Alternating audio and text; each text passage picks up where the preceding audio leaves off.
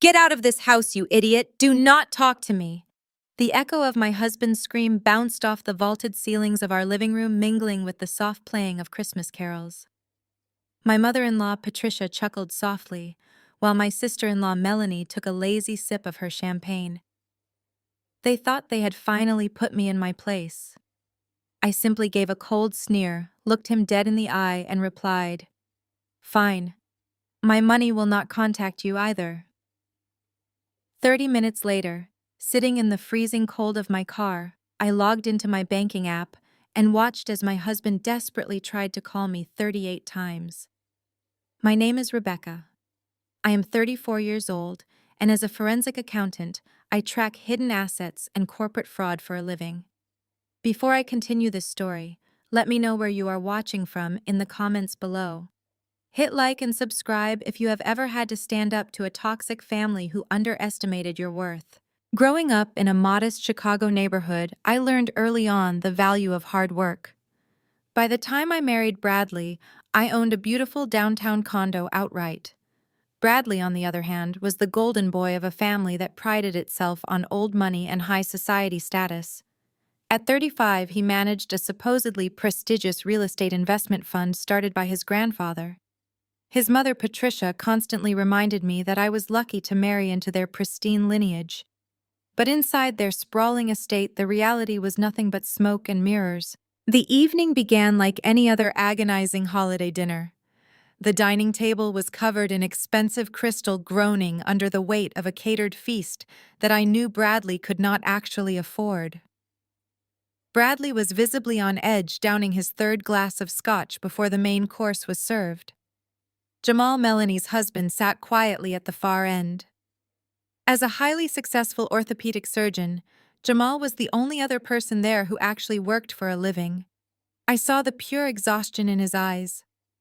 Patricia and Melanie treated Jamal like a walking bank account, constantly bleeding him dry to fund their lavish lifestyles. Right after dessert, Bradley reached into his designer briefcase and slapped a thick stack of legal documents onto the table, sliding them roughly over to my plate. He cleared his throat, puffing out his chest to adopt his authoritative voice. "I need you to sign these right now, Rebecca," he announced loudly. "It is a simple asset transfer for your premarital condo. The fund is experiencing a slight liquidity crunch, and I need to leverage your property to close a massive commercial deal next week. I will pay you back with interest once the deal clears." I stared down at the papers. As a forensic accountant, I spend my days tearing apart financial statements and finding exactly where the stolen money is hiding. I did not need to audit his failing company to know that signing over the only property in my name was absolute financial suicide. I calmly pushed the documents back across the table. "No, Bradley. I am not putting my condo up as collateral for your business. We agreed my property stays separate." The massive dining room went dead silent. Patricia dropped her silver fork, her face twisting in pure disgust. "You are his wife?" she hissed sharply. "A good wife supports her husband's legacy. You are just being selfish and small-minded." Melanie chimed in, immediately rolling her eyes. "Seriously, Rebecca, stop embarrassing him in front of the family. It is just a condo." Bradley's face turned violently red. He slammed his heavy fist on the table, making the expensive wine glasses rattle violently. "I am not asking you," he roared. "I am telling you. You are going to sign those papers right now, or you can get out of this house, you idiot.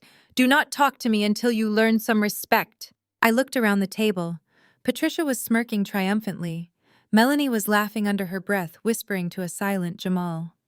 They fully expected tears. They expected me to crumble, to apologize profusely, and to sign my financial life away. Instead, I stood up slowly and grabbed my coat from the back of the chair. I gave him a cold sneer. "Fine," I said, my voice remarkably steady and completely devoid of emotion. "My money will not contact you either." I turned my back on them and walked straight out the front door, the heavy oak slamming shut behind me. The crisp winter air hit my face as I walked down the long paved driveway to my car. Once inside, I turned on the engine, but I did not put the vehicle in drive. I pulled out my phone and opened my secure banking application. Bradley thought he was a financial genius, but he was completely dependent on my pristine credit score. For the past year, he had been using a $150,000 emergency line of credit to keep his fake executive lifestyle afloat. That account was legally in my name alone. With 2 quick taps on the glowing screen, I locked the account and initiated an immediate freeze. I watched the available balance instantly drop to 0. The phone in my hand began to vibrate. It was Bradley calling. Then he called again, and again. The dominoes were finally starting to fall. I sat perfectly still in the driver's seat, the blue light of my phone illuminating the dark interior of my car. I watched his name flash across the screen. 10 missed calls turned into 20. 20 turned into 30. By the time the screen displayed 38 missed calls, exactly 30 minutes had passed.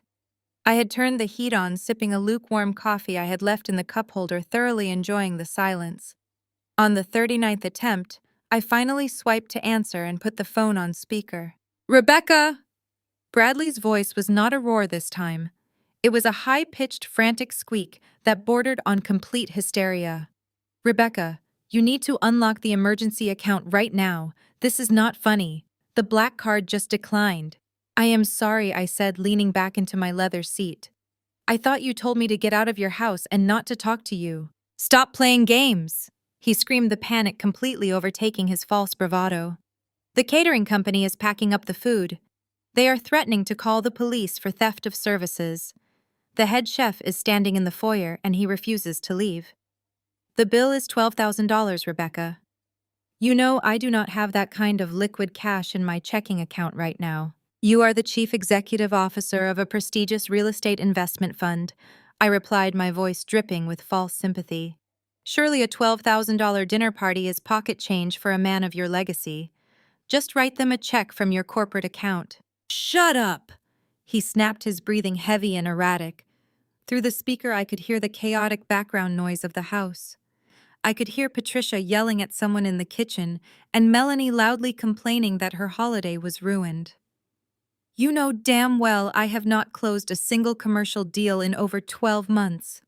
Bradley confessed, the desperation leaking through every word. "The market is terrible. I have overhead. I have image maintenance to worry about. If the caterers call the police, it will be in the local papers. It will ruin my reputation with my investors. My mother is having a panic attack. Melanie is crying. Just transfer the money from your salary. You make more than enough as a forensic accountant to cover this." I closed my eyes, letting his pathetic admission wash over me. For an entire year, I had been the invisible engine keeping his ridiculous facade alive. My 6-figure salary paid for the tailored suits he wore to meetings that went nowhere. My bonuses covered the lease on the imported sports car he parked in front of the country club. He paraded around town telling everyone he was a self-made mogul while secretly draining my income to maintain the illusion of success. And yet, despite all of my financial support, he had the absolute audacity to treat me like a disposable peasant at his dinner table, demanding I sign over my last piece of independent wealth. "That emergency line of credit was for actual emergencies," I said calmly, making sure my tone was ice cold. "It was not intended for funding a lifestyle you cannot afford to impress people who do not even like you. You wanted to be the man of the house, Bradley. You wanted to scream at me and treat me like garbage in front of your family. Now you can figure it out yourself." "Rebecca, I swear to God," he yelled, his voice cracking with rage. "If you do not wire the funds this exact second, I will make your life a living hell. I will take everything from you. I will drag you through court and take half of everything you own." "You already tried to take my condo," I reminded him. "Good luck dealing with the police tonight. Tell Patricia she might want to put on an apron and start washing dishes to work off that $12,000 debt." I pressed the red button, cutting off his frantic screaming mid-sentence. The sudden silence in the car was incredibly peaceful. I tossed the phone onto the passenger seat, ready to drive away and book a luxury hotel room for the night. I deserved a good night of rest away from their toxicity. But before I could shift the car into gear, a loud chime echoed through the vehicle. It was not a phone call. It was a high-priority automated text message from my premium credit monitoring service. I picked up the phone expecting it to be a standard alert confirming the credit freeze I had just initiated. Instead, my blood ran completely cold. The message read, "Alert. A new business loan application for $500,000 has been initiated using your Social Security number. Please contact fraud services immediately if this was not authorized." I stared at the glowing screen, my mind racing through the implications. As a forensic accountant, I knew exactly what this meant. This was not a simple mistake or a delayed processing notification. Someone had actively bypassed the initial fraud alerts and submitted a massive commercial loan application using my identity. The timing was entirely too perfect. Bradley had just realized he was completely cut off from my cash, and his immediate reaction was to commit federal wire fraud. I took a deep breath, the initial shock quickly turning into a sharp, focused anger. He thought he could outsmart a woman who catches financial criminals for a living. He had just made the biggest mistake of his entire life. I arrived at my downtown Chicago accounting firm at 7 in the morning. I spent the entire night at the hotel gathering digital evidence and contacting the fraud department. By 8, I was sitting at my desk reviewing documents for my clients. The glass doors of our suite suddenly burst open. I did not need to look up to know who it was. The angry footsteps stomping across the hardwood floor belonged to Bradley. He stormed past the receptionist, pushed open the door to my private office, and slammed it shut. His designer suit looked wrinkled, and his eyes were bloodshot. He marched to my desk, planting both hands on the wood to intimidate me. "Unlock the accounts right now, Rebecca," he hissed, his voice low and threatening. I had to beg my mother for a loan to pay the caterers. Do you know how humiliating that was? You are going to fix this. You are going to call the bank, lift the freeze, and then you are going to sign the condo over to me by noon. If you do not, I am going to walk right out of this room and have a very long chat with your managing partner. I kept my eyes on my spreadsheet, typing a few numbers before finally looking up at him. "Is that so?" I asked mildly. "And what exactly are you going to tell him?" "I am going to tell him that his top forensic accountant is having a severe mental breakdown," Bradley sneered, leaning in closer. "I will tell him you have become completely unstable, paranoid, and financially abusive toward your husband. I will say you are locking up our joint marital assets out of pure spite and delusion. No accounting firm wants a liability like that handling their high-net-worth clients. They will fire you on the spot." I leaned back in my ergonomic chair and smiled. Bradley always relied on bullying to get his way, assuming everyone else was as terrified of public scandal as his family was. But I did not work for his family. I worked for one of the most ruthless forensic accounting firms in the Midwest. Before Bradley could say another word, the heavy wooden door connecting my office to the executive suite swung open. My boss, Mr. Henderson, walked in. He was a towering man with 20 years of experience investigating corporate embezzlement. He did not look amused. "Actually, Bradley," Mr. Henderson said, adjusting his glasses. "Rebecca has already briefed me on the situation. She came in early to disclose a potential conflict of interest regarding your family fund." Bradley froze slowly, standing up straight. His arrogant smirk faltered for a second, but he quickly tried to recover. "Mr. Henderson," he began using his fake professional voice. "I apologize for the interruption. My wife is going through a very difficult manic episode right now. I am just trying to get her home so she can get the psychiatric help she needs." Mr. Henderson ignored him completely. He walked over to my desk and handed Bradley a stiff white envelope. "This is a formal notice of trespass," Mr. Henderson said firmly. "You are no longer permitted on these premises. If you do not leave immediately, building security will escort you out in handcuffs." Bradley stared at the envelope as if it were on fire. He turned his furious gaze back to me. "You think a piece of paper scares me," he spat. "You think you can just shut me out. I am your husband. Half of everything you have is mine." I stood up, resting my hands on the desk. "You mean like the $500,000 commercial loan you tried to open in my name last night?" I asked loudly, making sure my voice carried. Bradley went completely pale. His jaw clenched tight. "I do not know what you are talking about," he lied, though his eyes darted nervously toward the door. I filed a police report for identity theft at 2 o'clock this morning. I told him, my tone completely flat and unyielding. The fraud department at the bank has already flagged the IP address used to submit the application. It traces directly back to the router in your home office.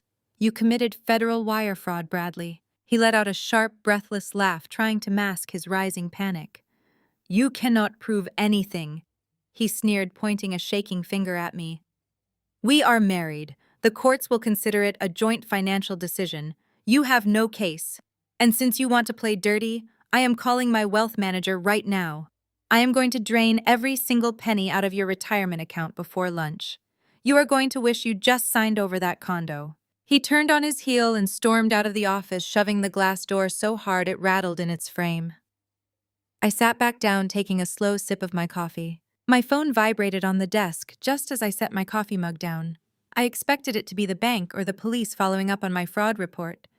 Instead, the caller ID displayed Jamal. I answered immediately. His voice was hushed and strained, a stark contrast to his usual confident bedside manner. He asked if I could meet him for an emergency lunch at a quiet diner a few blocks from his hospital. I agreed without hesitation. When I walked into the diner at noon, Jamal was already sitting in a back booth. The man looked completely exhausted. His shoulders were slumped, and the dark circles under his eyes were prominent against his dark skin. He had barely touched the glass of water in front of him. I slid into the booth across from him. He looked around nervously before leaning in close. Bradley cornered me in the hospital parking garage this morning, Jamal said, his voice thick with frustration. He was sweating through his suit and pacing like a madman. He begged me for a $300,000 bridge loan. He said it was an absolute emergency to save a massive commercial property downtown. He promised he would pay me back with 20% interest by the end of the month. I listened quietly, watching the exhaustion radiating from my brother-in-law. Did you give him the money? I asked. Jamal rubbed his temples and let out a long, heavy sigh. I cannot give him the money, Rebecca. I am completely tapped out. I frowned, confused by his admission. You are one of the top orthopedic surgeons in the state, Jamal. How can you be tapped out? That is when the dam finally broke. Jamal looked down at the table and confessed a secret he had been hiding for 2 years. He had been secretly funding the entire family. Whenever Bradley had a liquidity issue, he went straight to Jamal. Whenever Patricia wanted to host an extravagant charity gala to show off to her country club friends, Jamal footed the bill. And Melanie, his wife, demanded a lifestyle of constant luxury vacations, designer bags, and imported cars to maintain her fake influencer image on social media. Jamal admitted that he had been draining his surgical income and liquidating his own stock portfolios just to keep the peace. He wanted to give Melanie the life she thought she deserved, but the demands never stopped.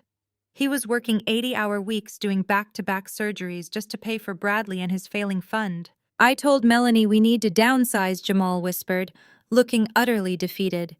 I told her we need to sell the mansion and move into something reasonable. She threw a glass at the wall and threatened to leave me. She said I was trying to ruin her family legacy. Rebecca, I do not know what to do anymore. I am drowning, and Bradley is asking for another $300,000 just to keep his commercial property from going under. I felt a deep surge of pity for Jamal. He was a good, hard-working man who had been completely manipulated by a family of financial parasites. They preyed on his generosity and his desire to provide for his wife. But my pity quickly turned into cold, calculated anger toward Bradley. I reached into my bag and pulled out my laptop, setting it on the table between us. I connected to the diner internet and opened my encrypted work files. Jamal watched me with a confused expression as I navigated through the forensic data I had compiled the night before. Jamal, you need to listen to me very carefully, I said, keeping my voice low but incredibly firm. You are not going to give Bradley a single dime, and you are going to call your bank right now and lock down any joint accounts you share with Melanie. Jamal blinked, his eyes widening. Why? What is going on? I turned the laptop screen toward him. I opened the public property records database for the county and pulled up the exact downtown commercial building Bradley had claimed he needed the bridge loan to save. I pointed to the glowing red text at the top of the official document. Read the status of this property, I instructed. Jamal leaned forward, squinting at the screen. His breath hitched in his throat. It says foreclosed. The date of foreclosure is 6 months ago. Exactly, I said, closing the laptop. Bradley does not own that property anymore. The bank repossessed it half a year ago. There is no bridge loan needed to save it because it is already gone. Jamal stared at me, his mind struggling to process the information. But if the property is gone, why does he need $300,000 right now? Where is the money going, Rebecca? I looked him dead in the eye, delivering the terrifying truth. He is not making bad real estate investments, Jamal. He is paying off his old investors with the money he brings in from new investors. The catering bill last night, the desperate garage ambush this morning, the forged loan documents in my name. He is running out of fresh cash to keep the illusion alive. Bradley is running a massive Ponzi scheme, and it is about to completely collapse. Jamal sat frozen. The blood drained from his face as my words sank in. He did not ask questions.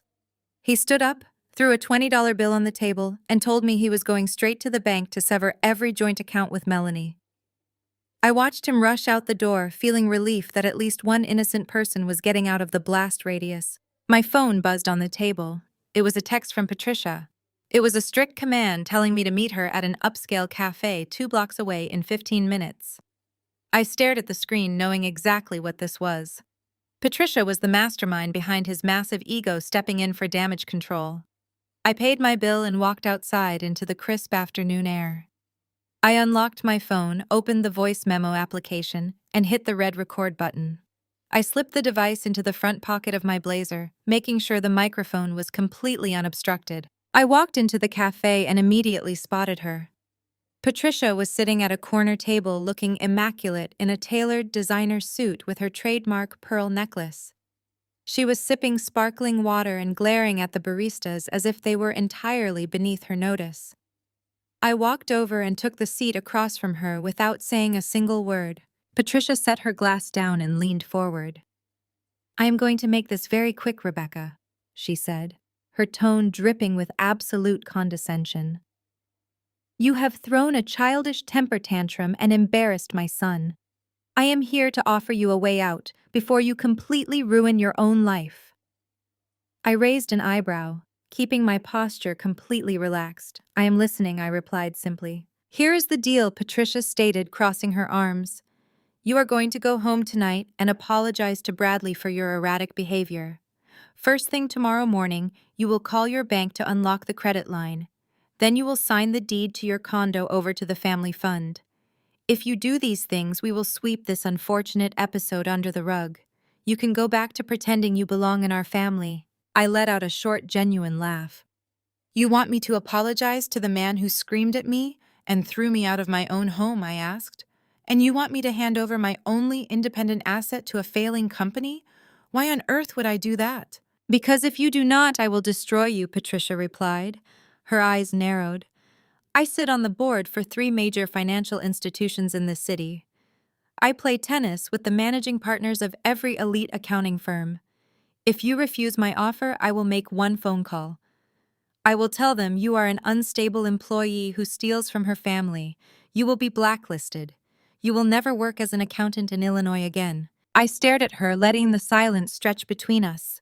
She thought she was holding all the cards. She thought her high society connections made her untouchable. I decided to press exactly the right button to stroke her massive ego. "Did you tell Bradley to do this?" I asked, keeping my voice soft and defeated. "Did you tell him to take all my money?" Patricia smiled a cold, wicked grin. She leaned back in her chair, looking incredibly proud of herself. "Of course I did," she boasted. "A man of his stature cannot be burdened by a wife who thinks she is an equal. I taught Bradley years ago that the only way to tame a woman like you is to make her completely financially dependent. You are getting entirely too arrogant with your little career. It was time to put you back in your place." "So you also told him to commit federal wire fraud?" I asked, leaning in slightly. "You told him to forge my signature on that $500,000 commercial loan application last night," Patricia scoffed, rolling her eyes. Oh, please, Rebecca, do not be so dramatic. You are married to him. What is yours is his anyway. Forging your signature was just cutting through unnecessary red tape to get the capital our family deserves. I told him to do it because we urgently needed the cash quickly. It is not fraud when it is family. I smiled slowly, feeling the weight of the recording device inside my pocket. You are right, Patricia, I said, standing up. It is not simple fraud. It is a fully documented criminal conspiracy. I turned and walked straight out of the door, leaving her looking utterly confused. I carried her recorded confession directly to my lawyer. I walked straight from the cafe to the sleek glass building where my attorney David had his practice. I handed him the digital audio file and sat in his leather chair as he listened to Patricia proudly confess to conspiracy. David was a former prosecutor, and he did not mince words. He told me the recording was a silver bullet for the criminal investigation, but the civil fallout with Bradley was going to get incredibly messy. I had no idea just how messy until I returned to my condo that evening. As I stepped out of the elevator onto my floor, a man in a gray jacket stepped out of the shadows. He asked if I was Rebecca. When I nodded, he shoved a thick manila envelope into my chest, muttered, "You have been served," and practically ran back toward the stairwell. I unlocked my door, threw my keys on the granite counter, and tore open the envelope. It was a petition for dissolution of marriage. Bradley was filing for divorce. He had beaten me to the courthouse by mere hours. I poured myself a glass of water and sat at my kitchen island reading through the petition. I expected Bradley to play dirty, but the sheer audacity of his demands actually made me laugh out loud in the empty room. He was not just asking for a standard division of assets. He was demanding permanent spousal support, claiming he had grown accustomed to a high-net-worth lifestyle during our marriage and that he needed my income to maintain his standard of living.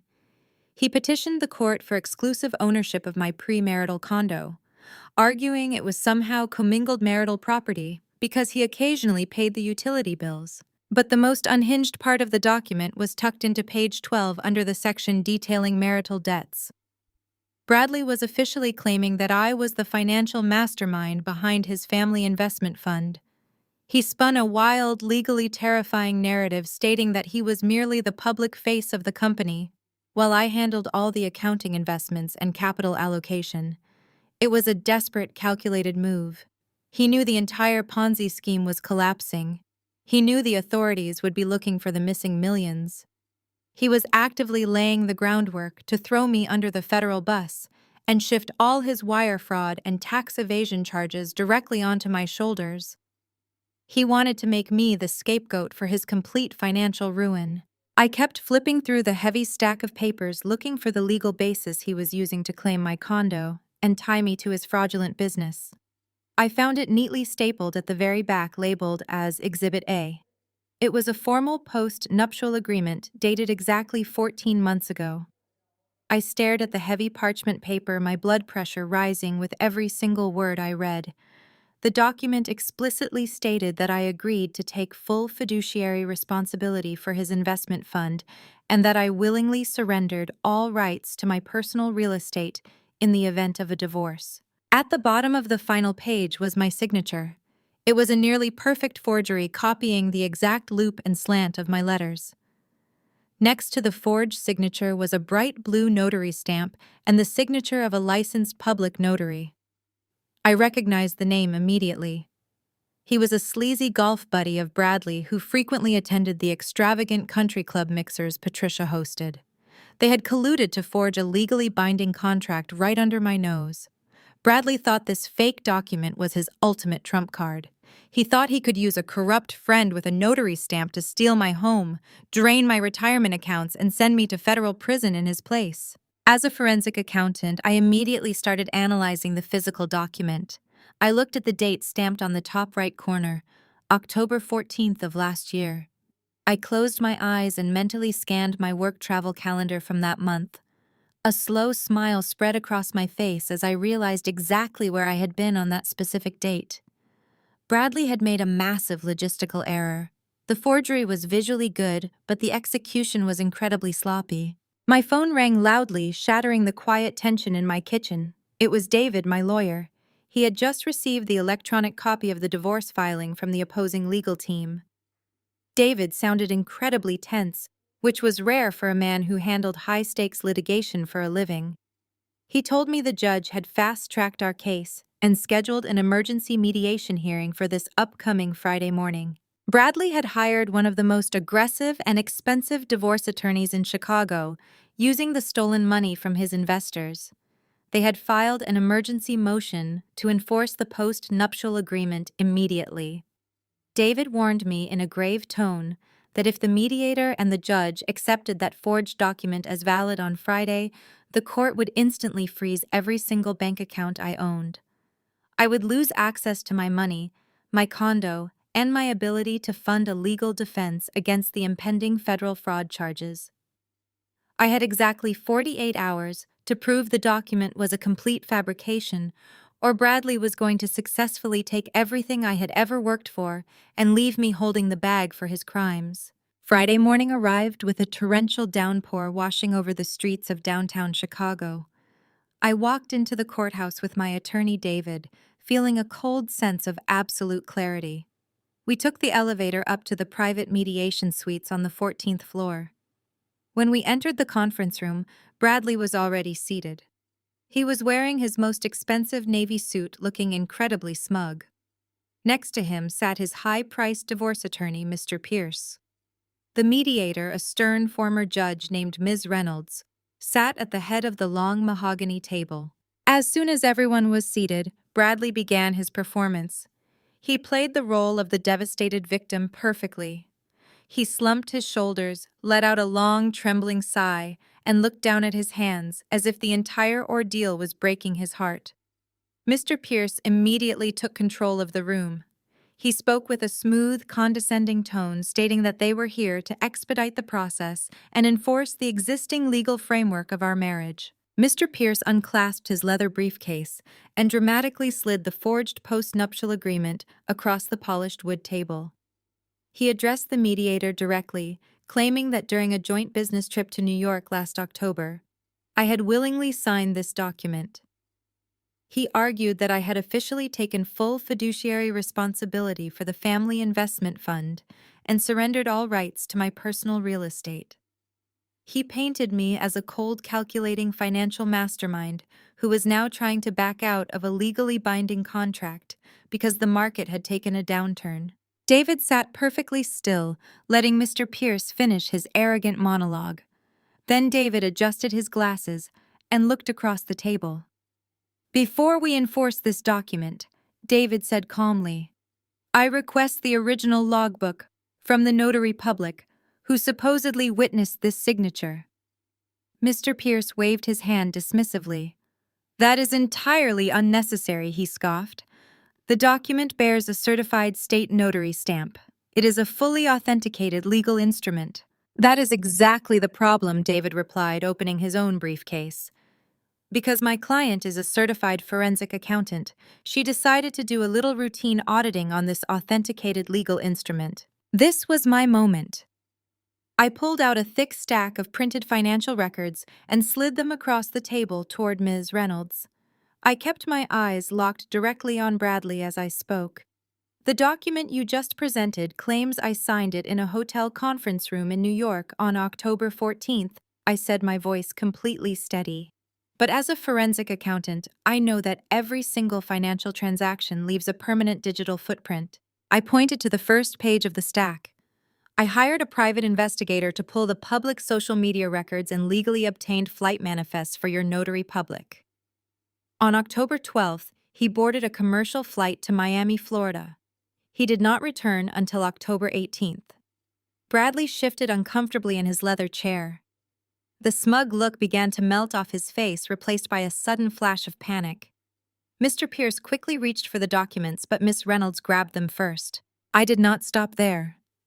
I continued, leaning forward. "If you turn to the third page, you will see the credit card receipts we obtained from the luxury resort in Miami. On the exact date and exact hour that he supposedly watched me sign this document in New York, he was actually paying for a round of poolside margaritas in Florida. We have the time-stamped receipts, the hotel folio, and his social media photograph holding his drink at the cabana. The silence in the mediation room was absolutely deafening. Miss Reynolds flipped through the undeniable evidence, her face turning a deep shade of crimson. She was a professional who despised having her time wasted, and she absolutely loathed being lied to in her own mediation room.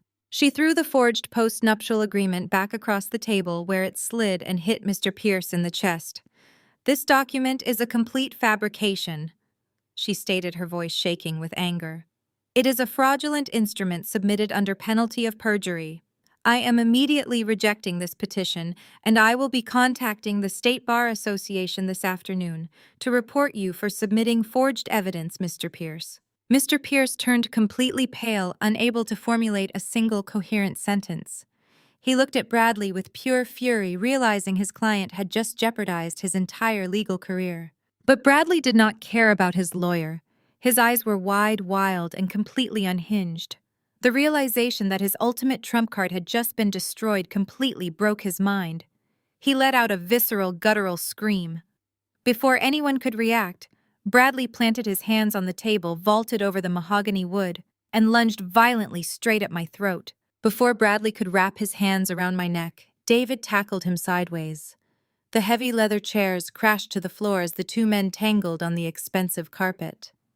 Ms. Reynolds slammed her hand down on the emergency security button located under her desk. Within seconds, two armed courthouse deputies burst through the heavy wooden doors. They hauled Bradley off the floor, twisting his arms behind his back and snapping cold metal handcuffs around his wrists. Mr. Pierce was already packing his briefcase, refusing to even look at his client, as Bradley was dragged out of the conference room screaming obscenities at me. The failed mediation was a massive blow to Bradley, but his family refused to surrender. Instead of accepting defeat, they decided to change the battlefield. They realized they could not beat me in a court of law with physical evidence, so they decided to try and destroy me in the court of public opinion. That evening, my phone began vibrating continuously on my kitchen counter. It was not Bradley calling this time. It was a flood of notifications from social media. I opened my feed and saw a video that was already gaining thousands of views. It was Melanie. She was sitting in her lavish living room wearing an oversized cashmere sweater, looking intentionally disheveled. She had clearly rubbed her eyes to make them red and puffy. She stared directly into the camera and began to cry on command. "Guys, I usually keep my family life private," she whimpered, wiping away a fake tear. "But my family is going through an absolute nightmare right now. My brother Bradley is a victim of severe emotional and financial abuse. His wife Rebecca is using her position as an accountant to systematically steal from our family fund and bankrupt our legacy business. She is locking him out of his own accounts and trying to leave him with absolutely nothing. Please share this so people know the truth about who they are trusting with their finances." The video was a masterclass in toxic manipulation. Melanie had a sizable following of local socialites and wealthy housewives. Within 2 hours, the video had gone completely viral within the Chicago business community. The comment section was a mob calling for my accounting license to be revoked immediately. Then the client calls started. The first was from a major corporate client who had trusted me to audit their upcoming merger. They sounded nervous, asking if there was any truth to the embezzlement rumors circulating online. By the time I received the fourth anxious call, my boss, Mr. Henderson, had to step in.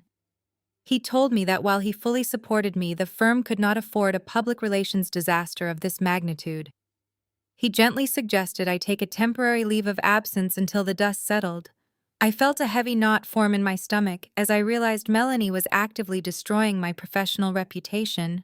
While I was sitting in my living room watching my career burn, Jamal was experiencing his own breaking point.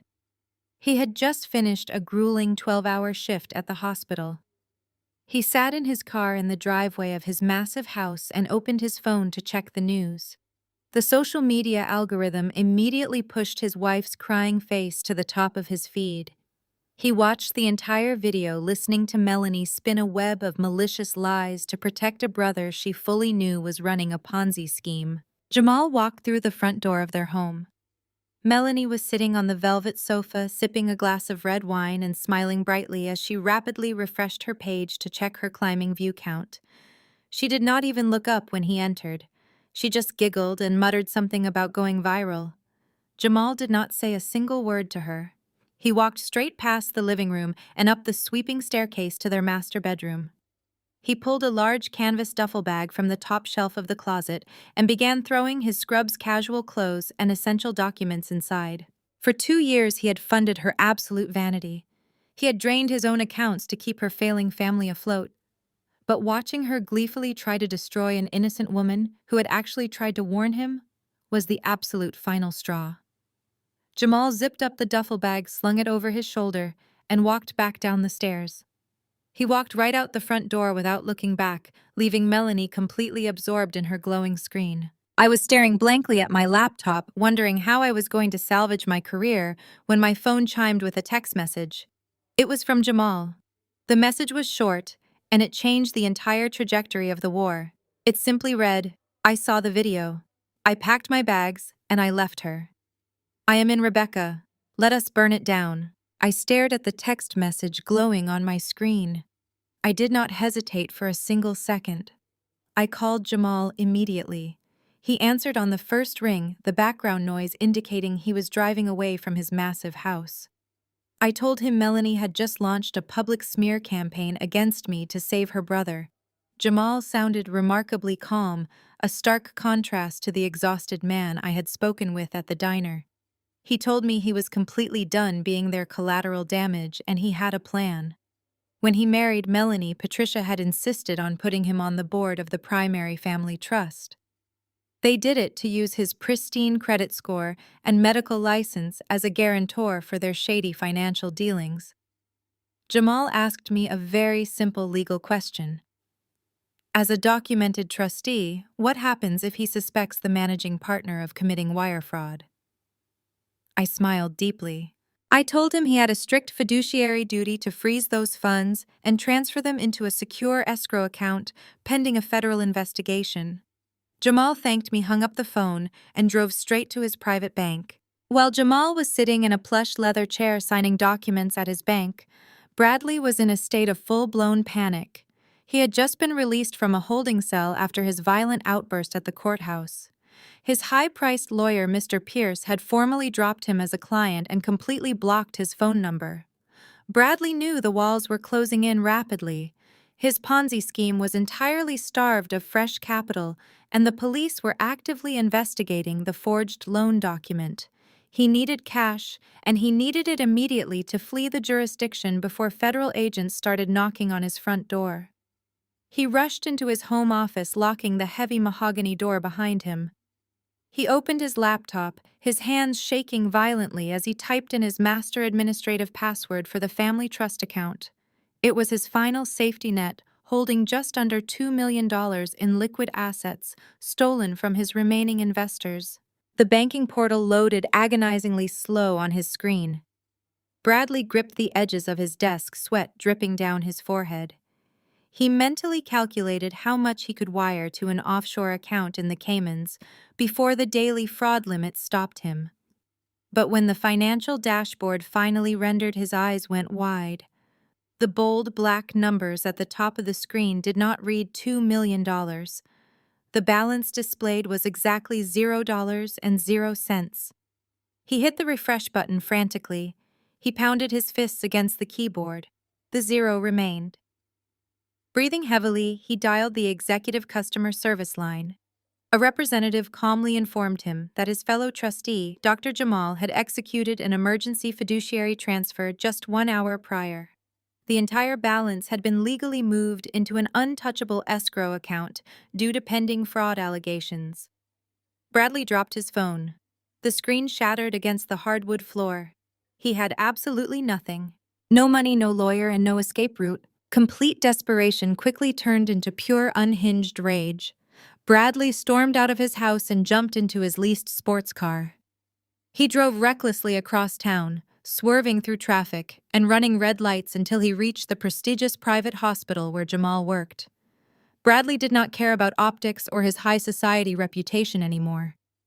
He shoved past the revolving glass doors and marched right into the crowded main lobby. He began screaming Jamal's name at the top of his lungs. Nurses, doctors, and patients turned to stare in absolute horror as the supposed real estate mogul threw a complete temper tantrum. Bradley slammed his fists on the pristine marble reception desk, demanding the hospital staff bring his brother-in-law down immediately. He screamed that Jamal was a lying thief who had stolen his family fortune. The elevator doors chimed and opened. Jamal stepped out into the expansive lobby, looking immaculate in his tailored white coat. He was not alone. 4 massive hospital security guards flanked him.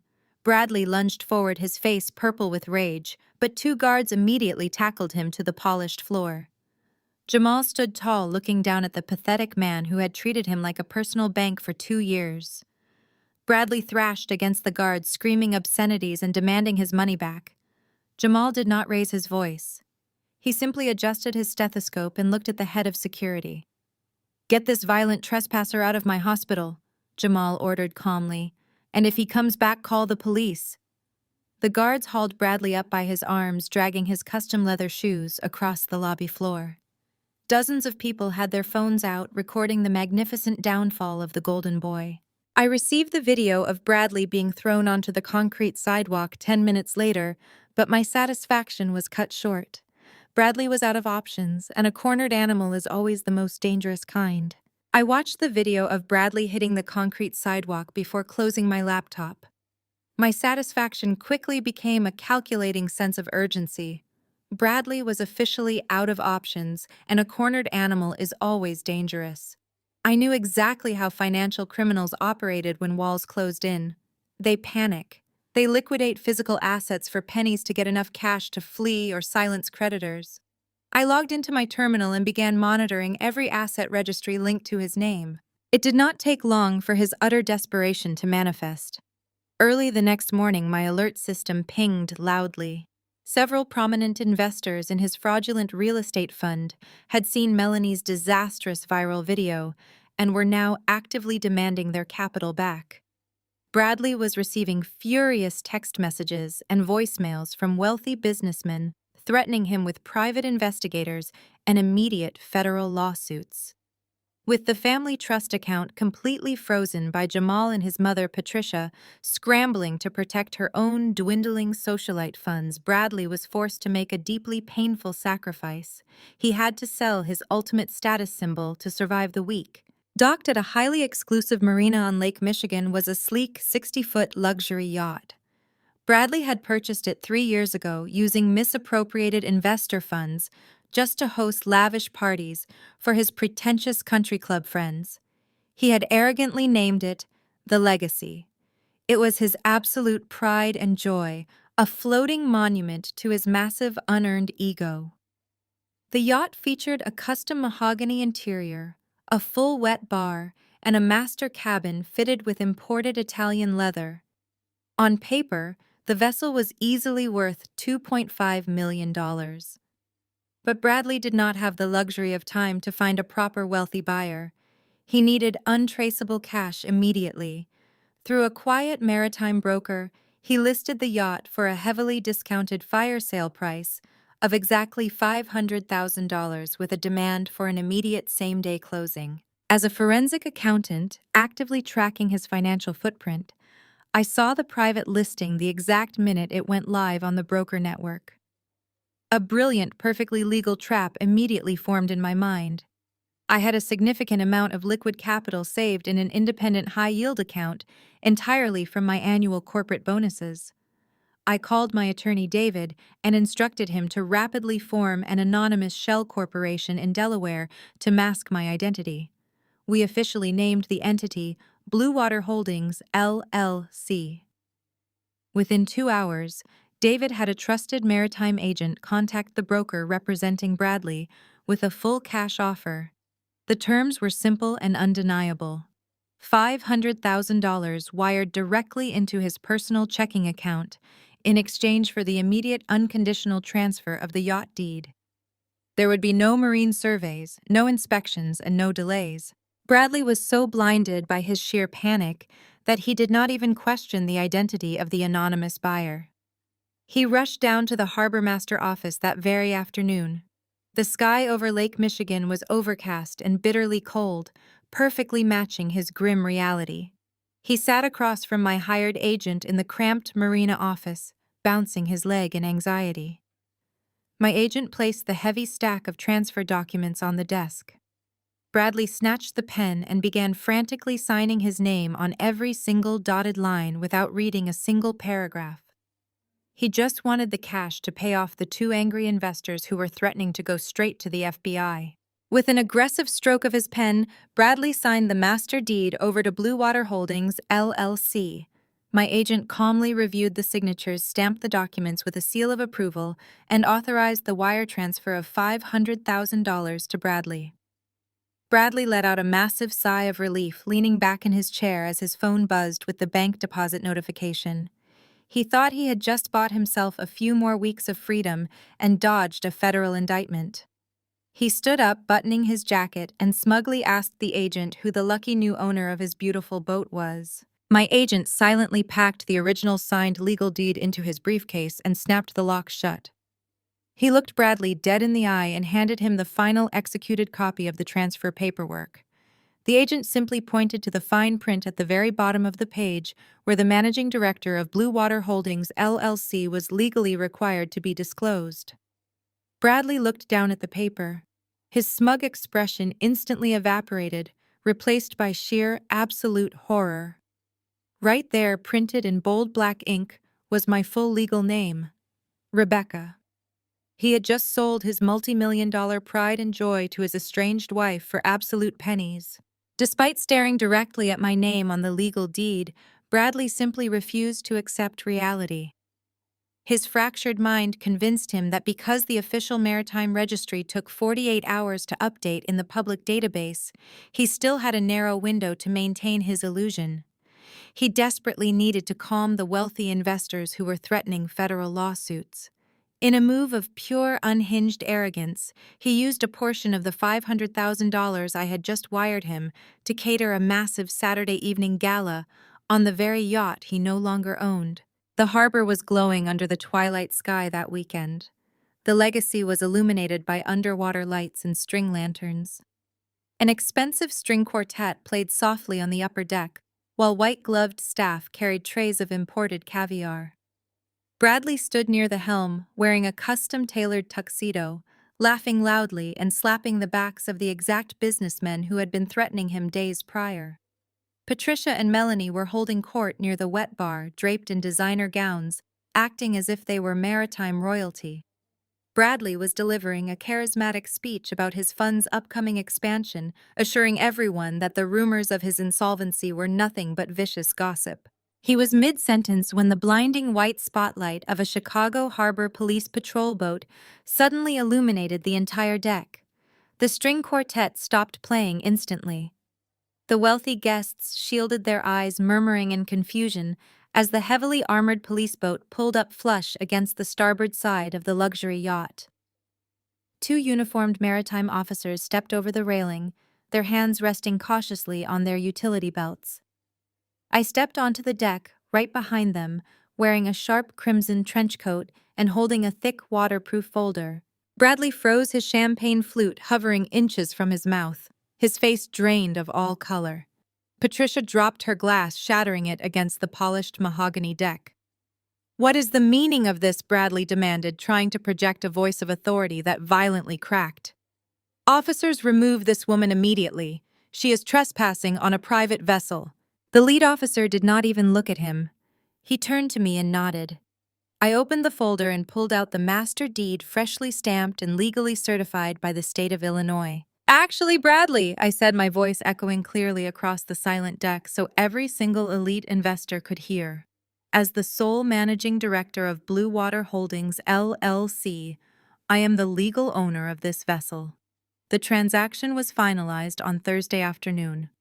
I am here to take possession of my property, and you are currently trespassing." The guests gasped. A prominent venture capitalist who had just invested $2 million into Bradley's fund stepped forward, his face twisting in absolute fury. Bradley, the investor, barked, "Did you just sell this boat out from under us to pay your debts?" Bradley stammered, his eyes darting frantically looking for an exit that did not exist. "It is a misunderstanding," he pleaded, holding his hands up toward the crowd. "She is a disgruntled ex-wife trying to ruin a completely standard corporate restructuring." "It is not a misunderstanding," I replied loudly, handing the verified deed to the lead investor so he could read my name for himself. "He sold it for pennies because he is completely bankrupt. There is no corporate restructuring. There is only a desperate man running a massive Ponzi scheme who just ran out of your money." The reaction was instantaneous. The investors began shouting, demanding their capital back, pulling out their phones to call their legal teams. The officers stepped between the angry crowd and Bradley, instructing everyone to disembark immediately, as the vessel was now under new ownership. The humiliation was absolute. Bradley, Melanie, and Patricia were forced to endure a grueling walk of shame down the gangway surrounded by furious billionaires who now knew they were nothing but common thieves.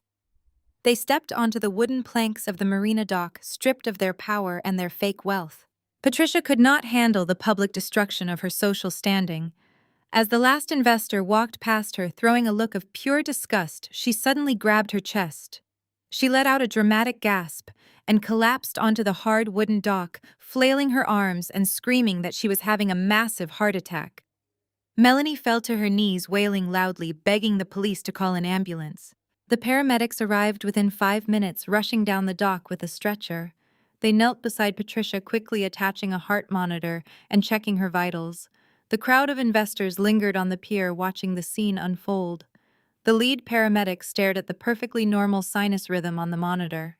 He sighed heavily, packing his stethoscope away. "Ma'am," the paramedic announced, his voice booming across the quiet marina.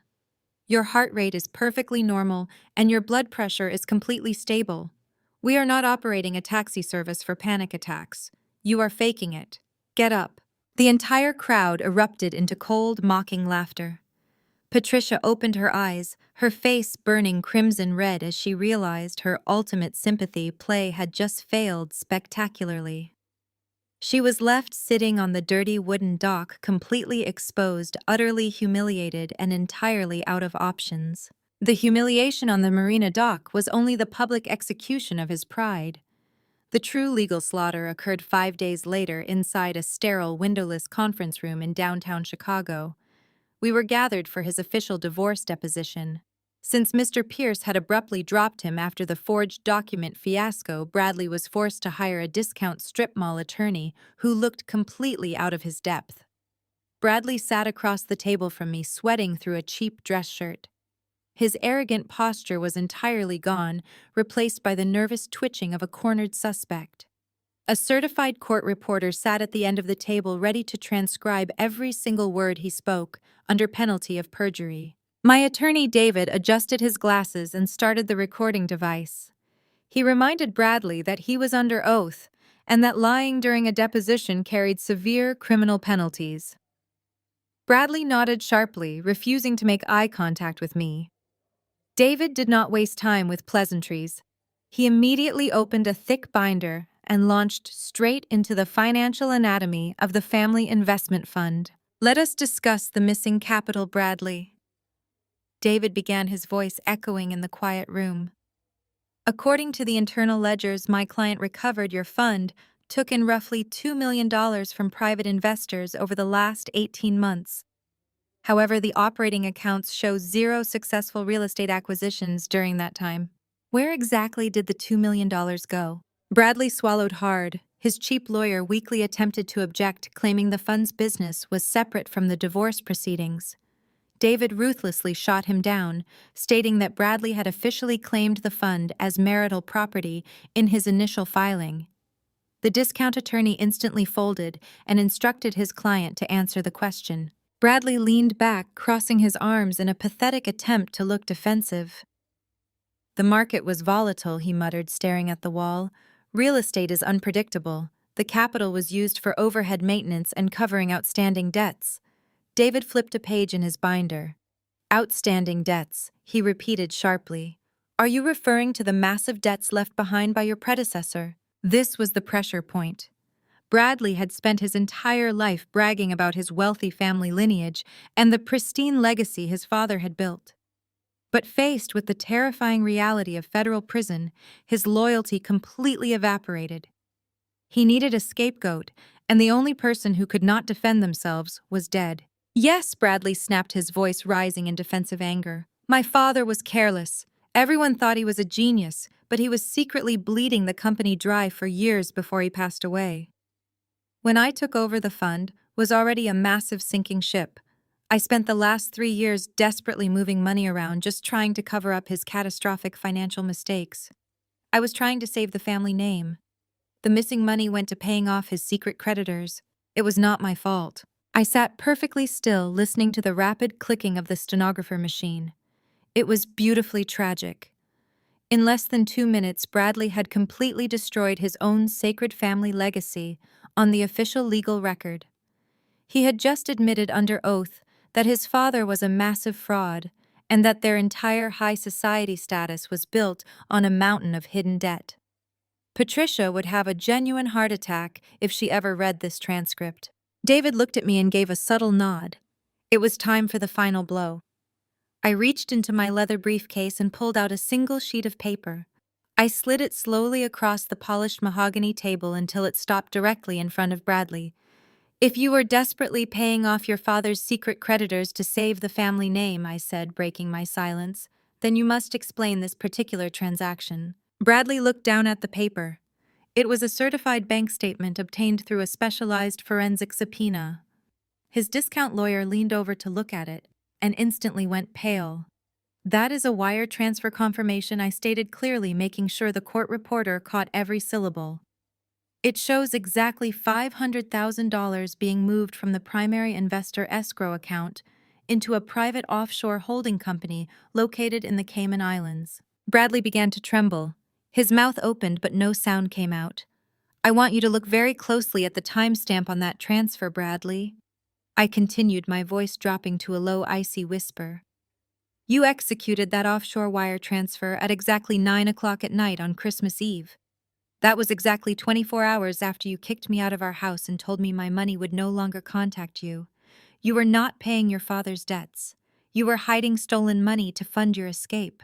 The discount attorney immediately threw his hands up in the air and requested an emergency recess, realizing his client had just confessed to massive federal crimes. But the damage was already permanently recorded. Bradley stared at the Cayman Islands document, his eyes wide with sheer terror. He finally realized that I had tracked every single penny he had ever touched. The following Tuesday, I was walking out of an upscale grocery store, pushing a cart filled with organic produce toward my car. The wind was biting, tearing through the parking lot. As I reached for my door handle, a figure stepped out from behind a large SUV, completely blocking my path. It was Melanie. She looked entirely unrecognizable from the glamorous influencer who had tried to destroy me online just a week prior. Her designer clothes were rumpled, her hair was unwashed and tied in a messy bun, and her hands were trembling violently. "Rebecca, wait," she gasped, stepping closer. "I need to talk to you. You have to listen to me." I gripped the handle of my cart, keeping it firmly between us as a physical barrier. "I have absolutely nothing to say to you, Melanie," I replied coldly. "Move out of my way before I call the police." "Please," she begged, her voice cracking. Her fake superiority was completely gone, replaced by raw, unadulterated terror. Jamal blocked my number. He cut off my credit cards. He froze the joint accounts. I have no money, Rebecca. None. I cannot even buy groceries.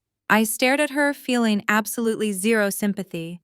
"You should have thought about that before you went online and accused me of being a financial abuser to protect a brother you knew was a criminal," I stated flatly. "You chose your side.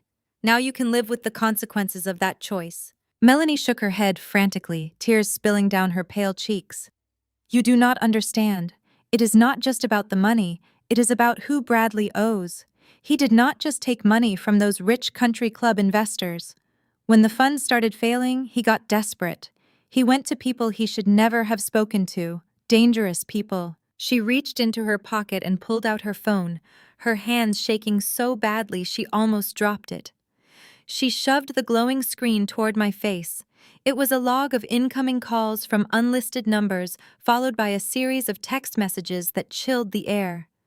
They were explicit violent threats demanding immediate repayment of a massive loan complete with her exact home address and photos of her front door. "They are calling me Rebecca," she sobbed loudly in the middle of the parking lot. "The people he borrowed from. They said if they cannot find Bradley, they are coming to collect from his family. They are coming to my house. You have the money from the boat. You have your salary. You have to pay them off. You have to save us." I looked at the terrifying text messages, and then I looked back at the woman who had happily tried to ruin my life and my career just a few days ago. The audacity was truly breathtaking. She was actively demanding that I drain my own hard-earned savings to pay off mafia-linked loan sharks to save her from her brother's criminal choices. "I am not a part of your family anymore, Melanie," I said, my voice completely steady. "Your brother's debts are his problem, and if you are receiving threats, you need to go straight to the police, not to me. I am not giving you a single penny. Now step aside." Melanie's expression shifted instantly. The desperate fear morphed into the ugly, entitled rage I knew so well. "You selfish witch!" she screamed, her voice echoing across the pavement. "We are going to lose everything because of you." I ignored her, loading my groceries into the trunk of my Tesla. As I turned my back to return the cart, I heard the sharp, unmistakable sound of metal scraping against metal. I spun around. Melanie was standing next to the driver's side door of my car, gripping a set of house keys, dragging them forcefully along the pristine paint job, leaving a deep, jagged scratch from the front quarter panel all the way to the rear door. I did not yell. I did not run toward her. I simply pulled out my phone and tapped the screen, opening the Tesla application. "You feel better now?" I asked calmly. Melanie glared at me, her chest heaving. "It is what you deserve," she spat. I smiled, holding up my phone. "You do realize this car is covered in high-definition Sentry cameras, right? It just recorded you committing felony property damage in 4K resolution. I am sending the footage directly to my lawyer and the police right now." Melanie dropped her keys, the realization hitting her like a physical blow. She turned and sprinted away across the parking lot, crying hysterically as she ran. The next morning, a judge reviewed the undeniable dashcam footage and the threatening text messages she had shown me. I was immediately granted a comprehensive restraining order. A deputy served Melanie and the entire family, legally barring them from coming within 500 feet of my home, my car, or my workplace, under threat of immediate arrest. With the restraining order officially active, a temporary blanket of silence fell over my life. But as a forensic accountant, I know that silence from a desperate fraudster is never a sign of surrender. It is simply the quiet before the final explosion. Bradley was completely cornered. His sister was being hunted by loan sharks. His mother was a social pariah. His yacht was gone, and his deposition had practically gift-wrapped his federal indictment. He knew that the single sheet of paper I had slid across the table was just a fraction of the evidence I possessed. He knew I had the master ledgers, the unredacted bank statements, and the offshore routing numbers stored on a physical encrypted backup hard drive. In his fractured, panicked mind, Bradley convinced himself of a ridiculous legal theory. He believed that if he could physically destroy my backup drive before I handed it over to the federal authorities, they would not have enough concrete evidence to convict him. He thought he could break the chain of custody. He completely disregarded the fact that a restraining order was a legally binding document. He only saw a physical obstacle standing between him and his freedom. I anticipated exactly what he would do. Financial criminals are incredibly predictable when they are starved of options. They revert to brute force. Knowing this, I did not sleep in my condo that week. I packed a small suitcase and checked into a secure corporate hotel across town under a false name. Before I left, I spent an entire afternoon upgrading my home security. I installed 6 high-definition motion-activated night vision cameras. I placed them in the entryway, the living room, and specifically angled 2 of them directly at my home office desk. I synced the live feed to my secure laptop and connected the alert system directly to a private security dispatcher. Then I set the perfect bait. I purchased a heavy fireproof lockbox and placed it conspicuously on the bottom shelf of my office bookcase. Inside that lockbox, I placed a sleek, silver external hard drive. It looked incredibly important. It looked exactly like the kind of device a forensic accountant would use to store gigabytes of damning financial evidence. The trap was set. I only had to wait 3 days. At exactly 2 o'clock on a rainy Thursday morning, my laptop screen illuminated the dark hotel room. A sharp chime alerted me that motion had been detected at my front door. I sat up in bed, poured myself a glass of water, and opened the live camera feed. There he was. Bradley had used a spare physical key he must have secretly copied months ago to bypass the electronic deadbolt. He slipped into my dark entryway, wearing a black hooded sweatshirt and dark jeans. He looked like a common street thief, a far cry from the arrogant real estate mogul who used to demand I sign over my assets to him. The night vision cameras caught the wild, manic gleam in his eyes as he moved through my living room. He did not care about the expensive artwork or the electronics. He made a direct line for my home office. I watched in high definition as he began tearing my office apart. He ripped open drawers, tossing my client files onto the floor. He swept my pens and stationery off the desk in a fit of rage. Then his eyes locked onto the fireproof lockbox on the bottom shelf. I zoomed in on the camera feed, watching a triumphant, sickening smile spread across his face. He pulled a heavy steel pry bar out from his jacket and jammed it into the seam of the lockbox. He pushed down with all his weight, his face twisting with exertion, until the cheap metal hinge snapped violently. Bradley reached inside and pulled out the silver hard drive. He stared at it as if he had just found the Holy Grail. He let out a breathless, arrogant laugh, completely convinced he had just outsmarted me and saved himself from 10 years in a federal penitentiary. He shoved the hard drive deep into his jacket pocket, kicked the broken lockbox aside, and quickly walked out of my office. I did not call the police myself. I let the private security dispatcher handle the silent alarm I had authorized the moment he stepped foot inside the condo. I watched on the hallway camera as Bradley confidently strutted toward the front door, his hand resting on the doorknob. He pulled the heavy door open and stepped out into the cold night air of the exterior courtyard. But his victorious escape lasted exactly 2 seconds.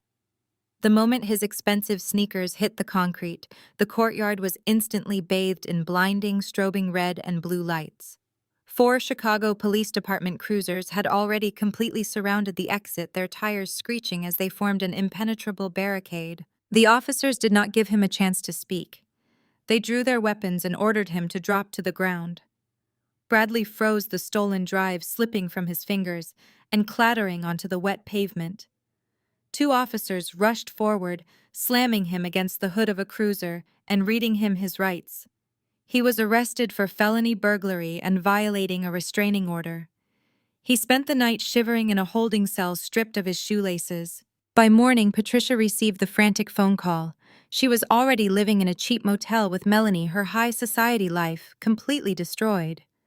But her blind devotion to her golden boy pushed her into making one final, catastrophic financial mistake. The judge set his bail at a staggering $250,000 due to his extreme and immediate flight risk. Patricia had no liquid assets left. In a desperate move, she contacted her broker and completely drained her very last personal retirement account. She willingly paid the massive penalty fees for early withdrawal and handed the remaining cash directly to a bail bondsman. She bankrupted her own future just to buy her son a few more days of freedom. Bradley walked out of the county jail that afternoon looking haggard, but immediately reverting to his arrogant self the moment he met with his newly hired criminal defense attorney. He had found a sleazy, aggressive lawyer named Mr. Higgins, a man known for exploiting every possible technicality in the Illinois legal code.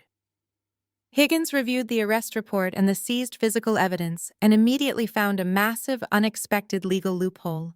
The following morning, we all met in the courtroom for his official arraignment. I sat quietly next to my lawyer David, watching as Higgins confidently approached the bench. Higgins argued that the burglary and theft charges were fundamentally flawed. He produced a credit card statement proving that the physical silver hard drive Bradley took had been purchased 2 years ago using a joint marital checking account.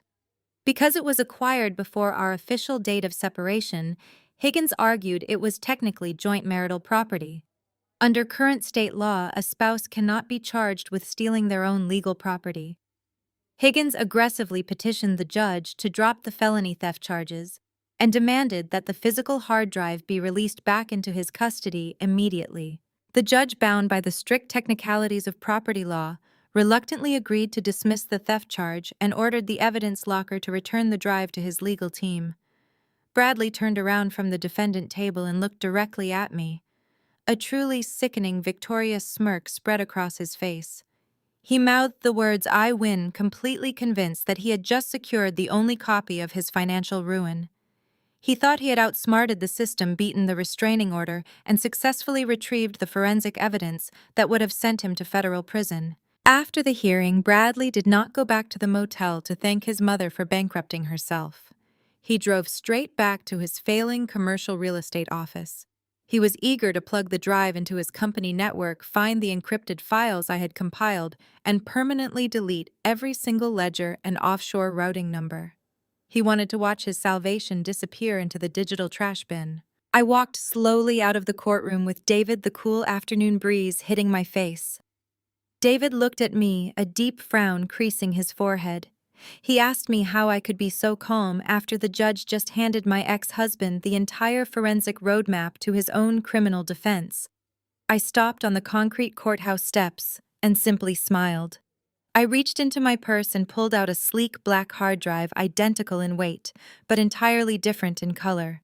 I did not put the forensic evidence on the silver drive, I told David, my voice light and completely unbothered. I am a forensic accountant. I handle highly sensitive corporate digital data for a living. I would never leave the actual master files sitting in a cheap lockbox in my home office. David stared at me, his eyes widening in realization. Then what exactly was on the drive he just took to his office? I looked down at my cell phone, a highly aggressive self-executing ransomware program I purchased on the dark web, I replied. The moment Bradley plugs that silver drive into his company's server to delete the files, the malware will automatically deploy. It is specifically designed to aggressively target, encrypt, and permanently wipe every single connected server, cloud backup, and internal network drive within mere seconds. My phone buzzed. It was an automated alert from my monitoring software. Bradley had just plugged it in. Within 10 seconds, a secondary alert confirmed the payload had successfully deployed. The malware was currently devouring his entire network, ripping through his cloud backups, and permanently encrypting his internal servers. I slid the phone back into my purse and walked toward my car, feeling absolutely weightless. Bradley was currently staring at a black screen of death, realizing he had just destroyed his own company infrastructure. But my digital trap was only one piece of the coordinated offensive. While Bradley was busy fighting a losing war against a computer virus, Jamal was executing a devastating legal strike against the rest of the family. Since Patricia had drained her retirement account to post bail, she and Melanie had retreated to the primary family mansion in the wealthy suburbs. It was their final remaining sanctuary, a massive, sprawling estate they foolishly believed was untouchable. They were completely wrong.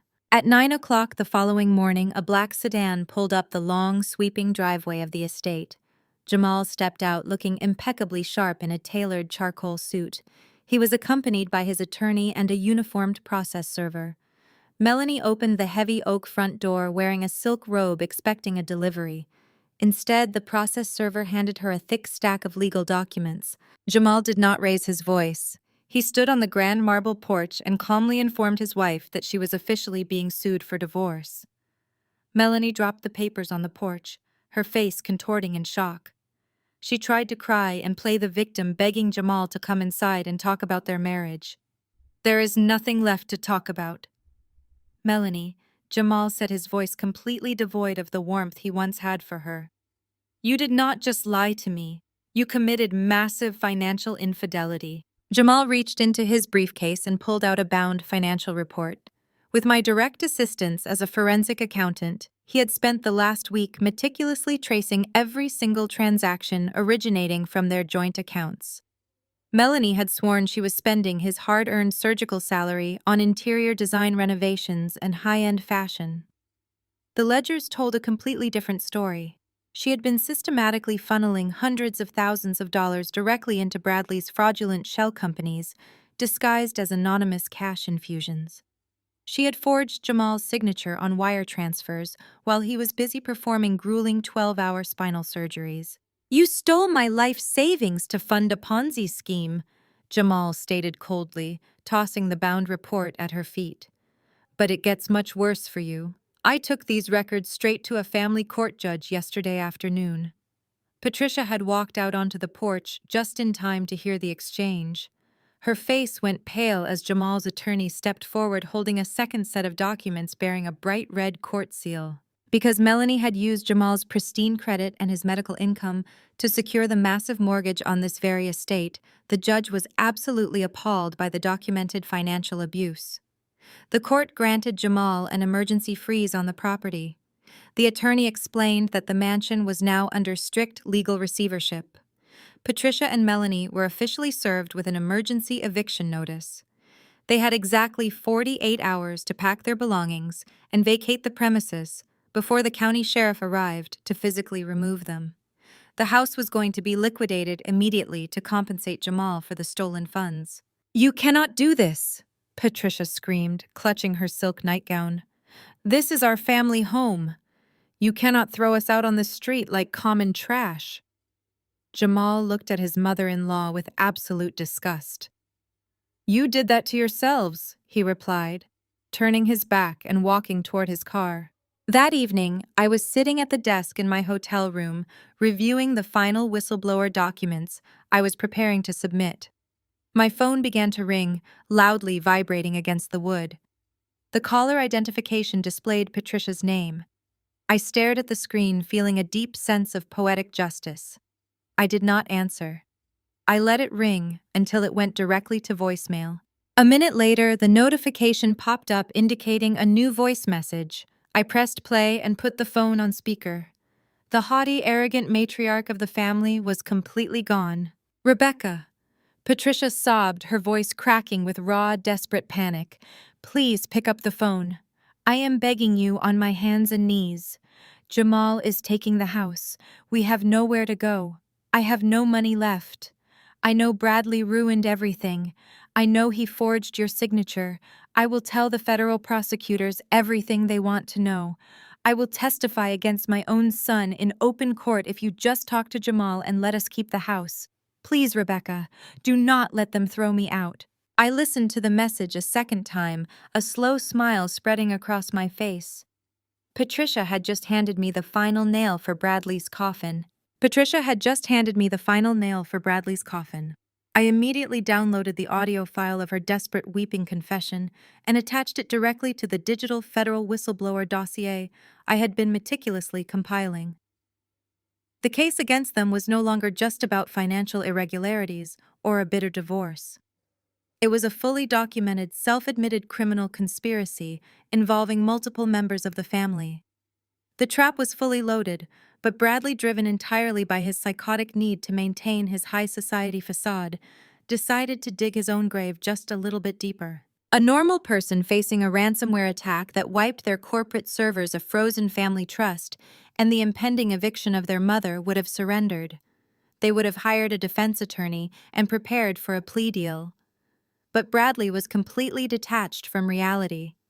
He genuinely believed that if he could just secure one massive influx of cash, he could fix everything. He could pay off the loan sharks, hunting his sister hire better lawyers to unfreeze the trust and flee the country. To achieve this, he orchestrated the most sickening, hypocritical event of his entire life. Using a newly opened line of credit under a fake subsidiary shell company, Bradley and Patricia rented out the Grand Astoria Ballroom, the most expensive and exclusive event space in downtown Chicago. They blasted digital invitations to every wealthy elite venture capitalist and old money socialite in the state. They billed the event as a massive charity gala aimed at raising $1 million for underprivileged orphans. It was a complete scam, There were no orphans. There was no registered charity. The entire gala was a frantic, elaborate theatrical production designed solely to extract desperate capital from unsuspecting victims under the guise of philanthropy. They thought they could control the guest list, but they severely underestimated the resources of a motivated forensic accountant and a furious orthopedic surgeon. Jamal and I did not sit at home while they attempted to rob the city blind.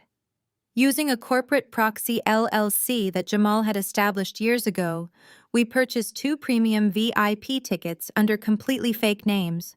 We wanted a front row seat to the final collapse of their fraudulent empire. On Saturday night, Jamal and I arrived at the grand entrance of the ballroom. Jamal looked absolutely striking in a tailored black tuxedo, carrying himself with the quiet, powerful dignity of a man who had finally taken his life back. I wore a sleek, floor-length emerald green gown, my hair pinned back, carrying a small designer clutch that secretly held my encrypted smartphone. We handed our VIP tickets to the usher and walked right through the towering gold-plated front doors. The ballroom was an offensive display of stolen wealth. Massive crystal chandeliers cast a warm glow over dozens of round tables covered in white silk linens. Towering ice sculptures carved into the shapes of doves were positioned near the open bars, slowly melting onto silver trays. Waiters in crisp white uniforms circulated with expensive champagne. The room was packed with the exact kind of wealthy targets Bradley desperately needed. We stayed near the back of the room, blending perfectly into the crowd of elites. I spotted Patricia standing near the entrance, attempting to play the role of the grand matriarch. It was incredibly pathetic. I knew for a fact that the county sheriff was scheduled to physically evict her from the family mansion in exactly 12 hours. Yet there she was, draped in borrowed diamonds, forcing a tight, panicked smile as she greeted the guests. Bradley was working the floor, sweating profusely through his expensive suit. He was holding a glass of scotch, laughing too loudly and aggressively, shaking hands with older men in tuxedos, undoubtedly pitching his fake real estate fund under the guise of charitable investments. He had absolutely no idea that the federal government was already reviewing the audio recording of his mother selling him out, nor did he realize that Jamal and I were standing less than 50 feet away. I leaned against a marble pillar and quietly opened my clutch. I pulled out my smartphone and connected to the private venue wireless network using administrative credentials I had easily bypassed earlier that afternoon. I navigated to the audio-visual control panel interface, holding my finger hovering right over the master volume controls. The lights in the ballroom began to dim, signaling the start of the evening presentation. A spotlight hit the grand stage at the front of the room. Bradley confidently walked up the carpeted stairs and stepped behind the clear acrylic podium. He adjusted his silk tie, tapped the microphone twice, and smiled warmly at the crowd of wealthy victims. "Thank you all for being here tonight." Bradley began, his voice booming clearly through the massive speakers. "Tonight is about giving back. It is about honoring the pristine legacy of my family and demonstrating our unwavering commitment to family values and the less fortunate." I looked at Jamal, who gave me a sharp, satisfying nod. I looked back down at my glowing screen and firmly tapped the master override button. Right as Bradley opened his mouth to ask for their money, the microphone cut out with a deafening, high-pitched electronic screech that made half the room cover their ears. The screech echoed through the grand ballroom. Guests winced, dropping champagne flutes onto the silk tablecloths. Bradley tapped the microphone frantically, his face flushing red, as he shouted at the sound technicians behind the glass booth. But the technicians were completely locked out of the system. From my phone, I executed the next command. The massive 20-foot screens behind the stage, supposed to display touching photographs of a local orphanage, suddenly flared to life with blinding white light. A collective gasp rippled through the wealthy crowd as the first slide appeared in stunning high definition. It was not a charity logo. It was a scanned copy of the $500,000 commercial loan application, complete with the forged signature of my name and the corrupt notary stamp. Beside it, a bright red arrow pointed to the IP address, confirming the application originated directly from Bradley's home office router. Before Bradley could even turn around to see what the entire room was staring at, the slide transitioned automatically. Now the screen displayed the internal ledgers of his family investment fund side by side with his personal offshore banking records. I color-coded the transactions so even a layman could instantly understand the fraud. The green numbers showed the millions of dollars deposited by the elite investors sitting in this very room. Red lines tracked those exact funds being wired directly to shell companies in the Cayman Islands. And then came the gambling debts. Scanned markers from high-stakes casinos in Las Vegas flashed across the screens, detailing hundreds of thousands of dollars blown on baccarat over the past 3 years. The ballroom descended into absolute chaos. The hushed murmurs of high society vanished, replaced instantly by the furious shouting of billionaires who realized they had been conned. Men in tuxedos were pulling out their cell phones, frantically dialing their wealth managers and defense attorneys.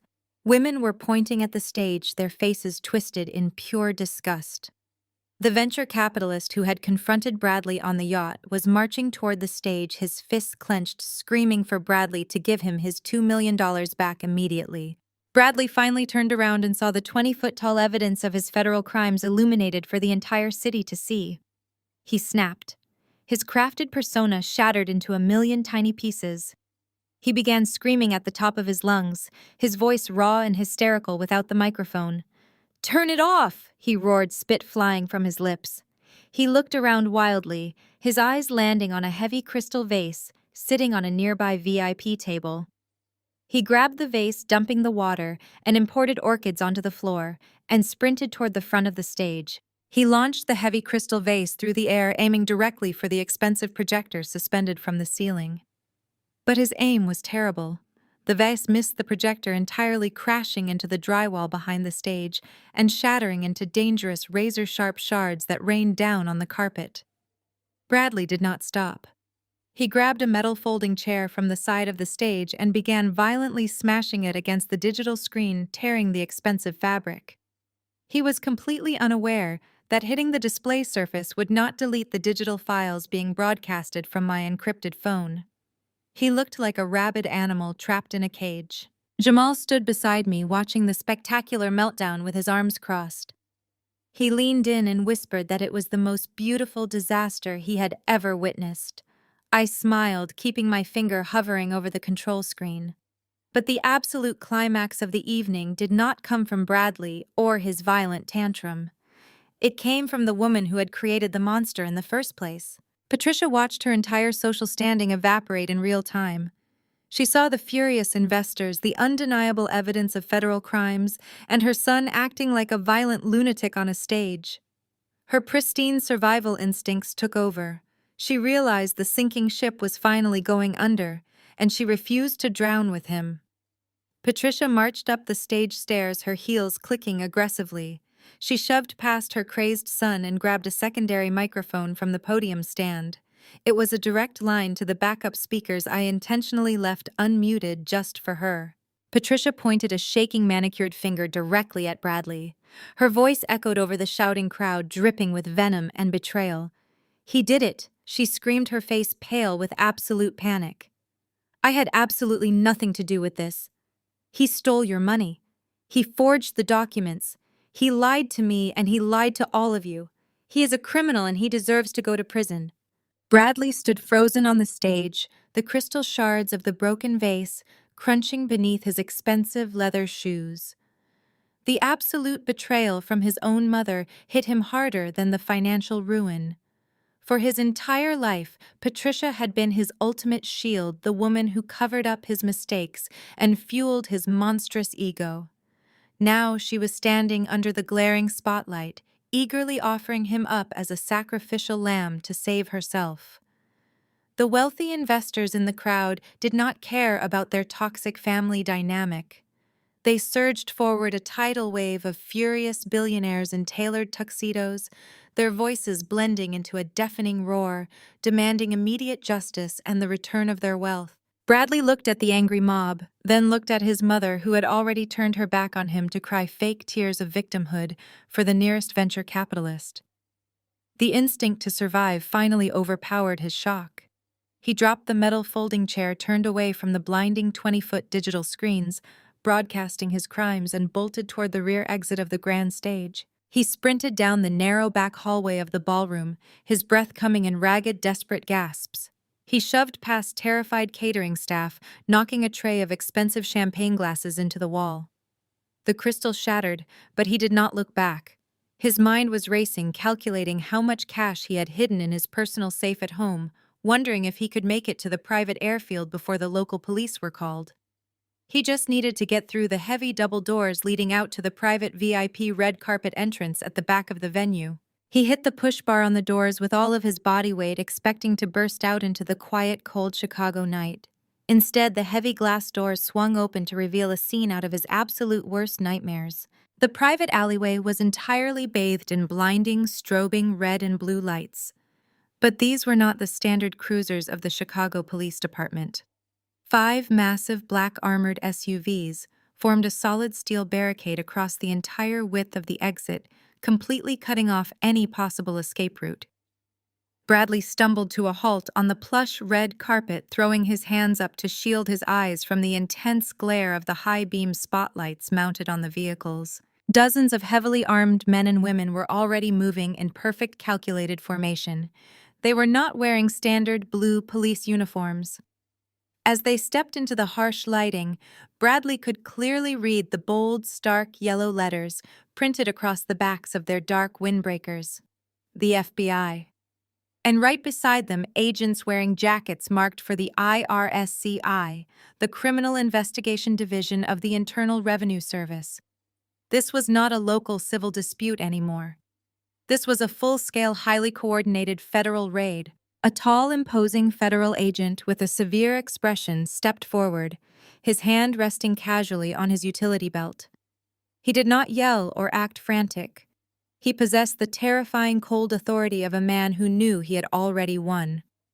Bradley, the agent, said, his voice easily carrying over the hum of the heavy SUV engines. "Do not make another move. Keep your hands exactly where I can see them." Bradley was trembling so violently his knees practically buckled. He slowly lowered his hands, looking around for any possible gap in the barricade, but there was nowhere to run. Jamal and I stepped out through the glass doors right behind him, standing at the top of the red carpet steps. I folded my arms, the cool night air feeling incredibly refreshing after the stifling heat of the crowded ballroom. The federal agent marched directly up to Bradley, grabbing his wrist with practiced efficiency and twisting his arm securely behind his back. The sharp, unmistakable click of heavy metal handcuffs echoed in the cold alleyway. "You are under arrest," the agent stated, his tone flat and unyielding.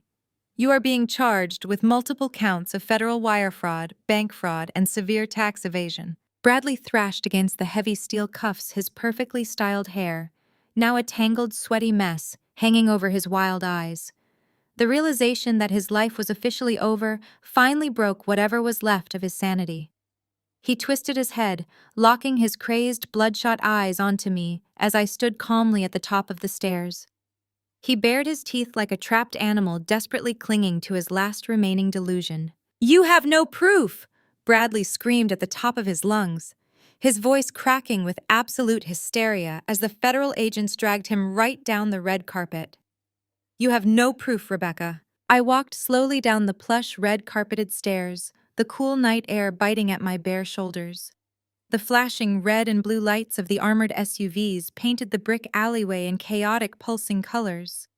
The federal agents paused for just a moment, holding Bradley firmly by his arms, allowing me to close the distance between us. He was breathing heavily, his chest heaving, still trying to project that arrogant defiance, even with his wrists locked in cold steel. "You destroyed the evidence," Bradley spat, his voice trembling with a mixture of terror and misplaced confidence. "You have nothing. It is a civil dispute. My lawyers will have me out of here in an hour." I stopped just 2 feet away from him, looking at the pathetic, broken man I had once called my husband. I did not raise my voice. I did not need to. "You really thought this was just about a divorce?" I asked, my tone conversational and remarkably calm. "You thought I spent all those sleepless nights compiling your financial ledgers just to save my condo and avoid paying you alimony?" "Bradley, I am a forensic accountant. I do not just settle domestic disputes. I hunt corporate criminals for a living. And you are the easiest target I have ever tracked." Bradley blinked, his eyes darting between me and the stern federal agents holding him. "What are you talking about?" he demanded, his voice losing its aggressive edge. I reached into my designer clutch and pulled out a single neatly folded sheet of heavy watermark paper. I held it up in the harsh police lighting so he could read the bold federal seal printed at the top. "This is an official confirmation receipt for Internal Revenue Service. Form 211. I explained clearly, making sure every word sank into his fractured mind. "It is the federal application for an award for original information. It is the whistleblower form. I did not start investigating you when you kicked me out on Christmas Eve. I started investigating you 9 months ago, the moment I noticed the first irregular wire transfer from your family trust." Bradley stared at the paper, the color rapidly draining from his face. His jaw went slack. I did not just hand my divorce lawyer a few bank statements. I continued, stepping slightly closer so he could hear the absolute finality in my voice.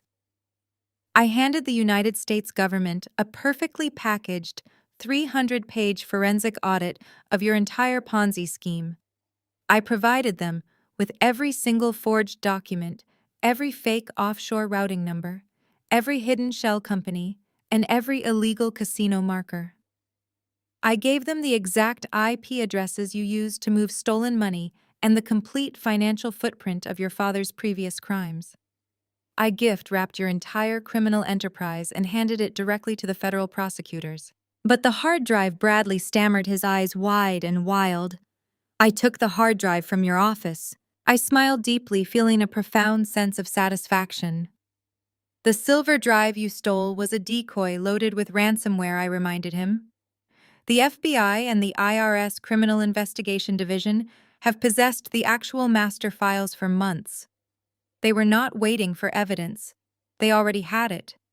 They were simply waiting for you to commit a few more desperate, undeniable federal crimes to guarantee a conviction without a trial.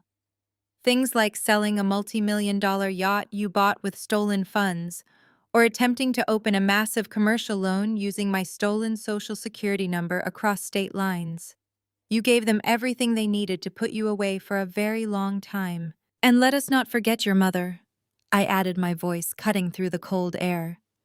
"That audio recording of her begging me to save the house, where she openly admitted to knowing about your forged signatures and illegal transfers. I attached that to the whistleblower file too. The federal warrant includes her as a co-conspirator." The federal agent holding Bradley's left arm shifted his grip. "Your wife did our job for us," the agent stated flatly. "The warrant we executed tonight includes a total federal asset forfeiture." I watched the exact moment Bradley's mind completely shattered.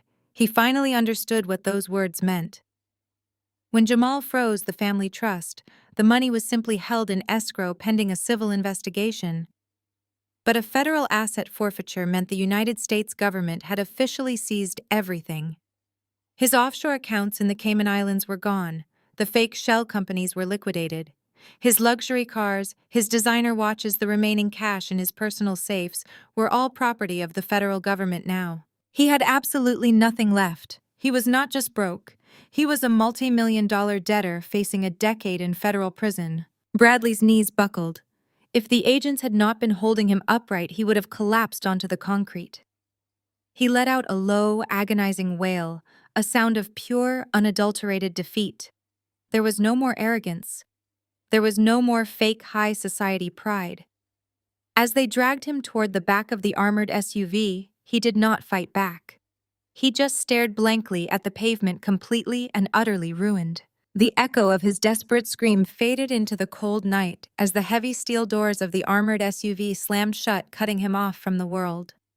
I did not have to ride with him to the federal building to know exactly how his final moments of defiance crumbled. As the primary whistleblower and key forensic witness, the federal prosecutors provided my legal team with the complete transcripts and audio recordings of his interrogation the very next morning. While I was safely escorted home by a private security detail, Bradley was dragged into a windowless concrete interrogation room deep inside the federal building. The stark fluorescent lights buzzed overhead, highlighting every single flaw on his pale, sweating face. His custom-tailored tuxedo was torn and stained with dirt from the alleyway. His hands were uncuffed from behind his back, only to be chained directly to a heavy steel ring bolted to the center of the metal table.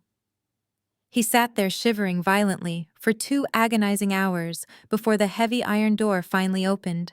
The tall federal agent from the alleyway walked in, accompanied by a senior investigator from the IRS Criminal Investigation Division. They did not introduce themselves. They did not offer him a glass of water. The IRS agent simply dropped a massive, heavily bound cardboard box onto the metal table. The box landed with a deafening thud. It was the physical printed copy of my 300-page forensic audit. Bradley took one look at the box, and his survival instincts kicked into overdrive. He immediately waived his right to an attorney, genuinely believing he could talk his way out of a federal indictment. He leaned across the metal table, the chains rattling against the steel, and launched into a frantic, pathetic monologue. He decided to play his final card. He decided to throw his own mother directly under the federal bus. "Listen to me," Bradley pleaded, his voice cracking with desperation. "You have the wrong person. I am just the public face of the investment fund. I shake hands and host the galas. I do not handle the actual accounting. My mother, Patricia, is the sole managing director of the family trust. She is the one who controls the capital. She forced me to take those loans. She orchestrated the offshore transfers to the Cayman Islands because she has a severe gambling addiction. I was just following her strict orders to protect the family name. I am a victim of her financial abuse." The 2 federal agents sat perfectly still in their metal chairs, their faces entirely devoid of emotion. They let him speak uninterrupted for 10 solid minutes, allowing him to permanently record his desperate lies and fully incriminate his mother.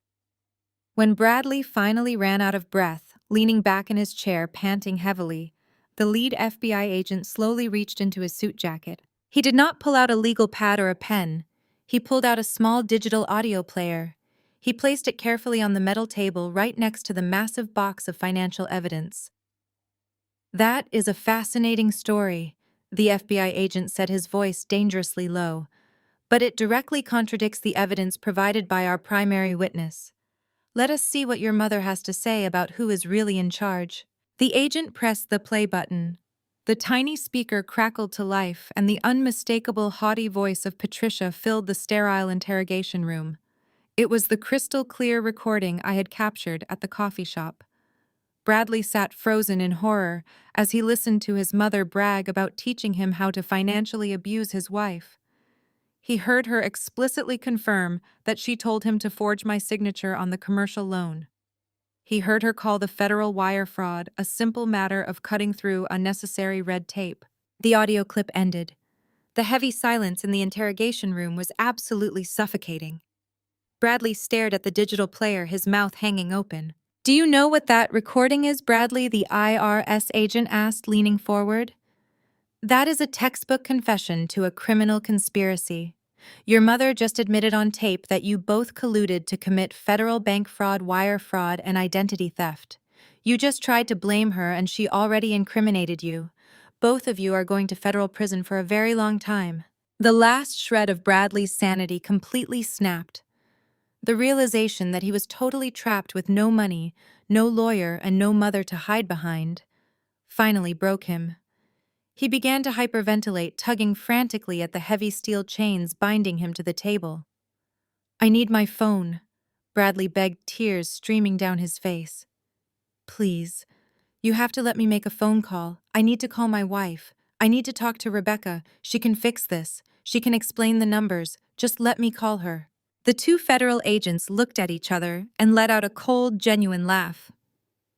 "You really do not get it, do you?" the FBI agent said, shaking his head in sheer disbelief. "You are not allowed to contact her. In fact, nobody is. Your wife is currently unavailable. She is sitting upstairs in a secure conference room, having a closed-door meeting with the United States Attorney to finalize your permanent asset forfeiture." 2 weeks after the federal raid, the crisp autumn air over Chicago carried the chilling reality of absolute ruin.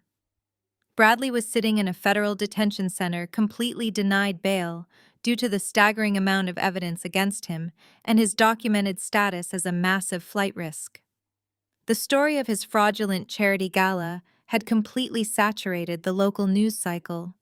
The pristine family legacy he had spent his entire life bragging about was publicly dismantled on the front page of every financial newspaper in the city. But the ultimate consequence of his actions finally arrived at the front door of the sprawling suburban estate on a quiet Tuesday morning.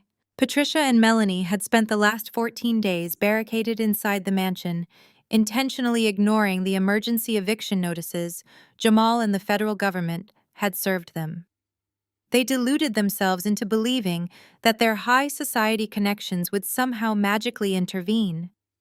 They thought the bank would grant them an extension. They were wrong. At exactly 8 o'clock in the morning, the heavy brass knocker on the grand oak front door echoed through the silent, empty halls of the estate. Patricia, wearing a faded silk robe, opened the door ready to yell at whichever reporter had bypassed the front gate. Instead, she found herself staring directly at the gold badges of 4 United States Marshals accompanied by 2 armed deputies from the county sheriff department. The lead marshal did not mince words. He held up a clipboard bearing a federal seizure warrant and a final notice of eviction. He informed Patricia that the property was now under the strict legal receivership of the federal government and the bank. They were no longer the owners of the home, nor were they permitted to remain on the premises. "You have exactly 30 minutes to gather your personal clothing and essential toiletries," the marshal commanded, his voice echoing in the grand foyer. "Any items of significant financial value, including jewelry, electronics, artwork, and designer luggage, are officially classified as seized assets pending the federal fraud investigation. If you attempt to remove them from this property, you will be arrested for theft of government property." Melanie came rushing down the sweeping marble staircase, her face pale with terror, as the armed federal agents stepped into her living room. The deputies handed both women thick, heavy-duty black plastic garbage bags. The sheer indignity of the moment struck Patricia like a physical blow. The matriarch of the family, a woman who had spent decades looking down her nose at everyone she deemed beneath her, was now being ordered to pack her life into trash bags under the watchful eyes of armed law enforcement. For 25 minutes, the mansion was filled with the sounds of frantic sobbing and the rustling of cheap plastic. Melanie tried to sneak a diamond tennis bracelet into her pocket, but a deputy immediately caught her, strictly warning her that she was one strike away from handcuffs. They were forced to leave behind the imported silk dresses, the fur coats, and the expensive shoes they had purchased with stolen money. They stuffed old sweatpants, basic shirts, and cheap toiletries into the black bags, their tears staining their clothes. As the 30-minute deadline expired, the marshals escorted them out the front door. Melanie dropped her garbage bags on the grand stone porch in a state of sheer panic. She pulled out her cell phone, her hands trembling violently. In a final act of utter desperation, she dialed the only person she thought could save her from this nightmare. She called Jamal. She planned to beg him to promise him anything, to use his guilt to secure a warm bed and a hot meal. She pressed the phone to her ear, tears streaming down her face. But it did not ring. Instead, a cold automated carrier message played through the speaker. "The number you have reached has been disconnected and is no longer in service." Jamal had not just filed for divorce. He had completely erased her from his life, changing his number and cutting off the last possible lifeline she had left. The deputies instructed them to start walking. Because their luxury vehicles had already been repossessed by the bank, Patricia and Melanie were forced to drag their heavy black garbage bags down the long, winding paved driveway on foot. The wheels of high society had completely crushed them. They had pooled the last $200 of untainted cash they possessed to book a single room at a rundown, roach-infested motel on the absolute worst side of town. They reached the massive wrought iron gates of the estate, exhausted, shivering, and entirely defeated. Patricia leaned against the cold metal, looking back at the beautiful mansion she would never step foot inside again. They stood on the edge of the public road, waiting for a cheap taxicab to take them to their miserable new reality. But the vehicle that turned onto the street and slowly approached the gates was not a yellow cab. It was a sleek, immaculate black luxury car. The vehicle glided to a smooth halt right in the center of the driveway, its tinted windows gleaming in the morning sun. The heavy passenger door of the black luxury sedan swung open. A driver in a sharp suit stepped out and held the door for me. I stepped onto the pristine driveway wearing a tailored white trench coat and oversized sunglasses. Patricia and Melanie stood frozen on the other side of the wrought iron gates, clutching their cheap black garbage bags. Their jaws practically hit the concrete. They expected a taxi to take them to their roach-infested motel. They never expected me to arrive in a chauffeured car looking like the absolute victor of a war they started. I walked slowly toward the gate, the heels of my designer shoes clicking against the pavement. Let me take a moment to explain exactly how the United States federal tax system handles massive corporate fraud. When you uncover a multi-million-dollar financial crime, you do not just get a pat on the back from the government. Under the IRS whistleblower program, if the money recovered exceeds $2 million, the informant is legally entitled to a mandatory reward ranging from 15 to 30% of the total recovered assets. Through my forensic audit, the Internal Revenue Service successfully tracked and seized exactly $20 million in hidden offshore accounts, fake shell companies, and untaxed real estate holdings connected to Bradley and his family trust. The government took everything they had stolen. And because my 300-page dossier handed them the entire case on a silver platter, the U.S. Treasury Department authorized a maximum payout for my cooperation. Just 3 days ago, I received a direct wire transfer from the federal government for a completely legal, tax-free reward of exactly $4 million. Bradley had kicked me out on Christmas Eve because he thought my condo was his only financial lifeline. Now I possessed more liquid cash than his entire fake real estate fund had ever generated. Patricia gripped the iron bars of the gate, her knuckles turning white. "What are you doing here, Rebecca?" she hissed, her voice raspy and pathetic. "Did you come to gloat? Did you come to laugh at two homeless women? You have ruined our family. You have sent my son to prison. Are you finally satisfied?" I took off my sunglasses and looked her directly in the eyes. "I did not ruin your family, Patricia," I replied, my voice perfectly calm. "Your greed ruined your family. I just did the math." Before she could spit another venomous insult, a second vehicle pulled up behind my sedan. It was a silver luxury SUV. A man in a sharp gray suit stepped out carrying a leather briefcase. He was the senior liquidator and real estate agent representing the major commercial bank that had just foreclosed on the mansion. He walked over to me, completely ignoring the two women standing on the street corner with their garbage bags. "Good morning, Rebecca," the agent said with a warm, professional smile. "I have the final transfer documents ready for your signature." The bank was incredibly eager to process an all-cash offer on a property of this size.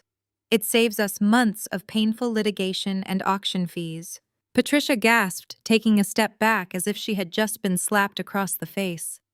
She looked back and forth between me and the real estate agent, her mind struggling to comprehend what was happening. She could not process the fact that I was conducting a massive financial transaction right on her former driveway. I reached into my trench coat pocket and pulled out a crisp, rectangular piece of paper. It was a certified cashier check printed directly from my new high-yield private bank account. The amount written on the check was exactly $2.5 million. It was a heavily discounted price for a massive suburban estate, but the bank wanted it off their books immediately. I handed the check to the agent. He inspected it carefully, nodded his approval, and handed me a thick stack of finalized property deeds and a set of heavy brass keys.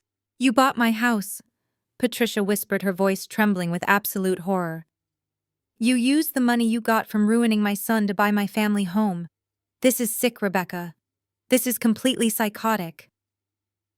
I signed the final line of the contract and handed the clipboard back to the agent. I turned to Patricia, feeling an overwhelming sense of closure. "Actually, Patricia," I said, holding up the heavy brass keys, "it is not your family home anymore. It now belongs entirely to me. I bought it free and clear today. And since I am now the legal property owner, I am going to have to ask you to step away from my front gate.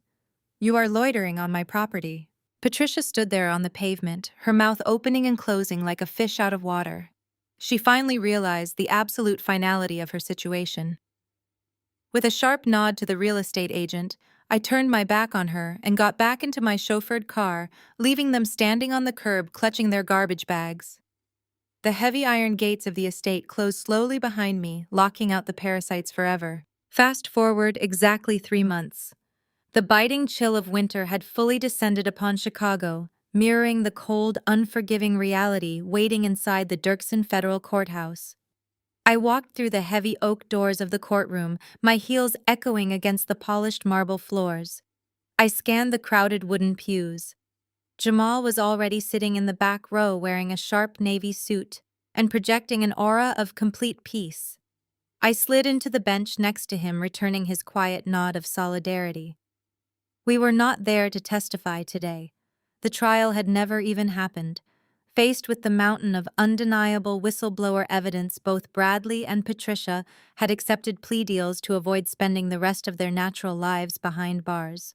Today was simply about the sentencing. The heavy wooden door beside the judge's bench swung open. A collective murmur rippled through the gallery, which was packed with the furious, wealthy investors who had been scammed at the charity gala. The defendants were led into the room by armed federal marshals. Patricia walked in first, her hands securely shackled to a heavy waist chain. She was wearing a baggy bright orange jumpsuit. The woman who had spent decades meticulously cultivating a high society image, dripping in imported silks and borrowed diamonds, now looked entirely small, frail, and insignificant. Her graying hair was tied back in a messy knot, and she kept her eyes glued to the floor, unable to look at the country club friends she had robbed. When the federal judge addressed her, he did not hold back. He cited the explicit recorded confession from the coffee shop, noting that a mother who actively coaches her son to commit federal wire fraud and identity theft deserves absolutely no leniency. Patricia tried to interrupt, weeping loudly and begging for house arrest due to her age, but the judge quickly silenced her. The gavel slammed down like a thunderclap. Patricia was officially sentenced to 3 years in federal prison for criminal conspiracy. She let out a sharp, agonizing sob, her shoulders shaking violently as the marshals forced her to sit back down in her metal chair. Then it was Bradley's turn to stand. He looked like a hollow, rotting shell of the arrogant real estate mogul he had once pretended to be. His skin was pale and sunken, his posture entirely defeated, his wrists chained just like his mother. He stood before the federal judge, his head bowed in shame. The judge read through the staggering list of charges, detailing the $20 million stolen from innocent investors, the forged commercial loan documents, the illegal offshore accounts in the Cayman Islands, and the desperate, pathetic attempt to steal forensic evidence from my home. The judge looked directly at Bradley and stated that his actions were driven by pure, unadulterated greed and a psychotic need to maintain a fraudulent lifestyle at the expense of his own family. Because this was the federal justice system, there was no chance for early parole. You serve exactly what you are given. The sentence was handed down with absolute cold precision. 10 years in a federal penitentiary for wire fraud, bank fraud, and tax evasion. I sat perfectly still, listening to the heavy sentence echo through the massive courtroom. Jamal let out a slow, deep breath next to me, finally closing the darkest chapter of his life. He leaned over and whispered that Melanie had not even bothered to show up to support them, too busy working a minimum-wage retail job just to survive. The marshals stepped forward, grabbing Bradley by the arms. For the first time in their lives, the golden child and his toxic mother were exactly equal. They were just 2 federal inmates wearing matching orange jumpsuits, stripped of their power, their stolen money, and their fake prestige. As the marshals began to lead them down the center aisle toward the holding cells, Bradley stopped walking. He dug his heels into the carpet and turned his head, searching the gallery until his bloodshot eyes locked directly onto mine. He looked incredibly pathetic. His expression was a desperate plea for pity, hoping to see even a fraction of the woman who used to love him, hoping to see some sign that I felt bad for destroying his life. He wanted to be the victim one last time. I did not break eye contact. I did not frown, and I certainly did not offer him a single ounce of pity. Instead, a slow, completely genuine smile spread across my face. I casually lifted my left wrist, letting the bright courtroom lights catch the sparkling face of the brand new, incredibly expensive diamond watch I had purchased just yesterday. I checked the time, completely ignoring his desperate stare, and turned my attention to Jamal to ask where we were going for a celebratory lunch. Bradley was violently yanked forward by the marshals, his face twisting in absolute agony as the heavy wooden doors of the courtroom slammed shut behind him. The heavy wooden doors of the courtroom slammed shut behind him, sealing his fate and officially closing the darkest chapter of my life. I walked out of that federal building with Jamal, the freezing Chicago wind, feeling like a welcoming embrace. We had won. Exactly 1 year later, the atmosphere could not have been more different. It was Christmas Eve. Outside, a gentle snow was falling over the sprawling grounds of my massive suburban estate. Inside the mansion was entirely transformed. When Patricia and Bradley lived here, the house was a cold, sterile museum designed only to impress people they secretly despised. The dining room table used to be a miserable battleground of passive-aggressive insults and financial manipulation. Tonight it was filled with warmth, genuine laughter, and the rich scent of roasted pine honey, glazed ham, and cinnamon. I walked into the grand living room holding a glass of vintage red wine. A massive, beautifully decorated Christmas tree stood in the corner, glowing with warm lights and reflecting off the polished hardwood floors. Standing by the grand stone fireplace was Jamal. He looked absolutely incredible. The heavy, exhausting burden he used to carry around his shoulders was completely gone. He looked 10 years younger. After finalizing his divorce from Melanie, he had taken his massive surgical income and opened his own private orthopedic clinic. Without a toxic family draining his bank accounts every single week, his wealth and his peace of mind had skyrocketed. He was currently laughing at a joke told by my boss, Mr. Henderson, who had happily accepted my invitation to dinner. Mr. Henderson raised his glass to me as I approached. My career had not just survived Melanie's pathetic social media smear campaign, it had launched into the stratosphere. After the federal government officially used my forensic dossier to dismantle a $20 million Ponzi scheme, my reputation in the financial sector became legendary. Clients were practically begging for my services, knowing I was the accountant who took down her own corrupt husband with ruthless precision. 6 months ago, Mr. Henderson had called me into his office and offered me a full equity partnership at the firm. At 34 years old, I was now one of the youngest and most powerful forensic partners in the entire city. As I stood in my beautiful home surrounded by people who genuinely respected and cared for me, I could not help but think about where the others were spending their holidays. Patricia was currently sitting in a minimum security federal prison camp, forced to wear an orange jumpsuit and eat mass-produced cafeteria food. Melanie was likely standing behind a cash register at a retail store working a double shift on Christmas Eve just to pay the rent on her tiny, dilapidated apartment. And then there was Bradley. I looked out the large bay windows into the snowy night, imagining him sitting in a cold, concrete 6-by-8-foot cell in a federal penitentiary. He had absolutely no money, no fancy suits, and no legacy left to hide behind. He was just federal inmate number 8472, a man who would spend the next decade of his life staring at a steel toilet. I took a slow, deeply satisfying sip of my wine, reflecting on how this entire journey began exactly 1 year ago. I remembered the sheer arrogance in his voice that night at the dinner table. I remembered how he slammed his fist down, demanding I hand over my only independent asset to save his fraudulent empire. He looked me dead in the eye and told me to get out of his house. He called me an idiot. He told me not to talk to him. I did exactly what he asked. I got out of his house. I walked out into the cold, locked my accounts, and never spoke another word of submission to him again. He thought because he was born into a wealthy family, he was untouchable. He thought because I was his wife, I was weak, dependent, and easily manipulated. He completely underestimated the sheer power of a woman who knows exactly what she is worth and exactly how to trace a stolen dollar. I used my brains, my financial independence, and the absolute full weight of the United States legal system to completely destroy his life. Today, he is sitting in a cage entirely stripped of his dignity, while I am sitting at the head of the table in the very mansion he used to call his family legacy. People often say that the best revenge is living well, but as a forensic accountant, I have to disagree. Revenge is best served with a pristine audit trail. Have you ever had to walk away from a toxic situation and rebuild your life on your own terms? Have you ever watched karma finally catch up to the people who underestimated you? I would love to hear your incredible stories of resilience and triumph in the comments below.